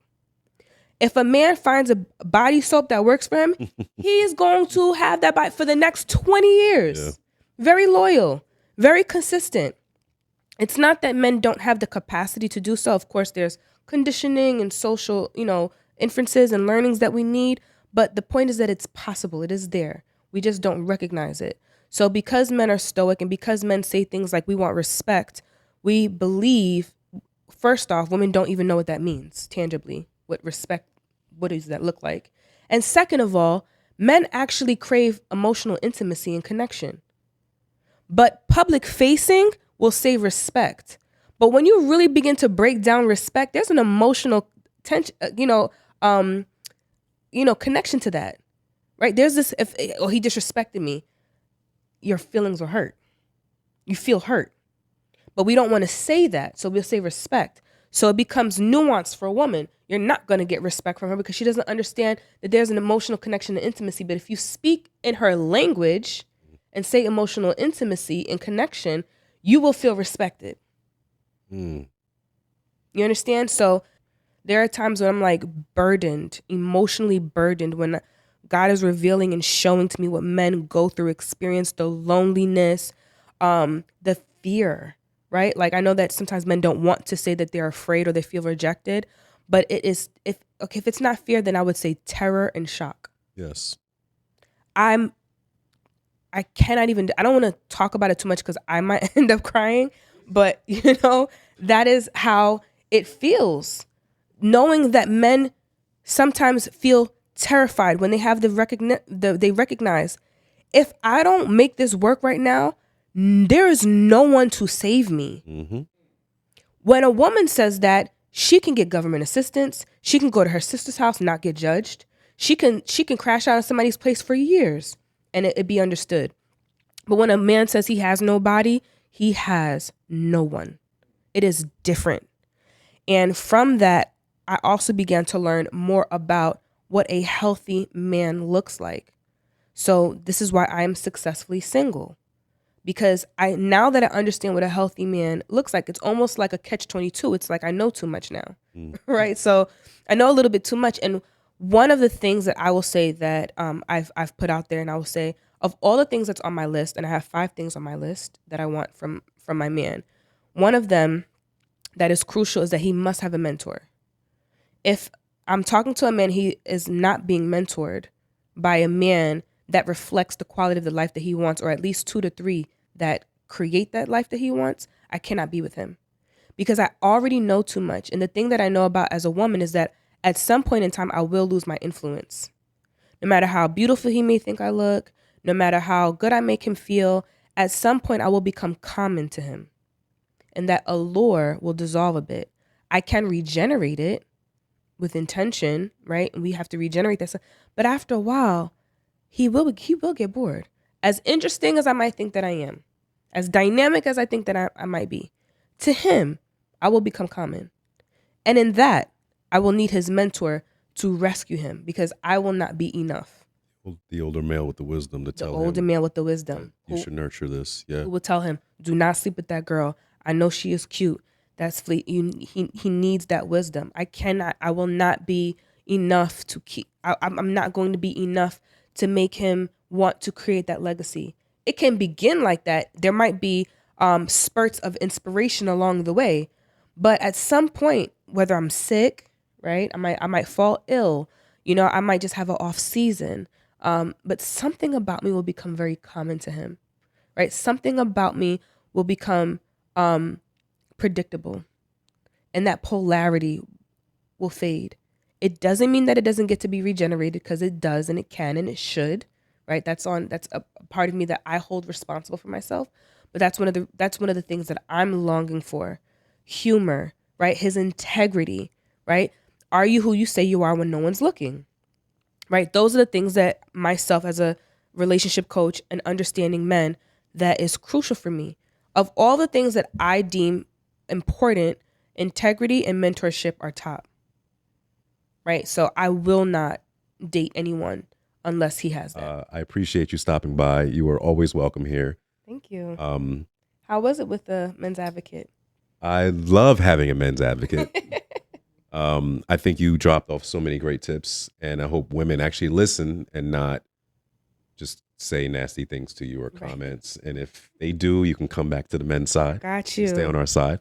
It was lovely having you, and I hope you come back soon. Absolutely. Thank you so much, Rome. I really appreciated being here. I feel like this is a second home for me, And I also want to say thank you for being vulnerable and sharing transparently your journey and helping me to understand things. Like I said, I'm not a men's expert, I'm a men's advocate. So when men share their journeys with me, I truly take it in, and I really appreciate you sharing that with me. You're welcome. You made it easy. I All appreciate right, it. yes. Follow me. You can follow me on Instagram at Ask Miss Cassandra. That is AskMsCassandra. I'm also going to start a group for men who are looking to date and want to learn how to masterfully create dating profiles online and how to get her from the phone to the physical date and more. So if that's something that you're interested in, DM me.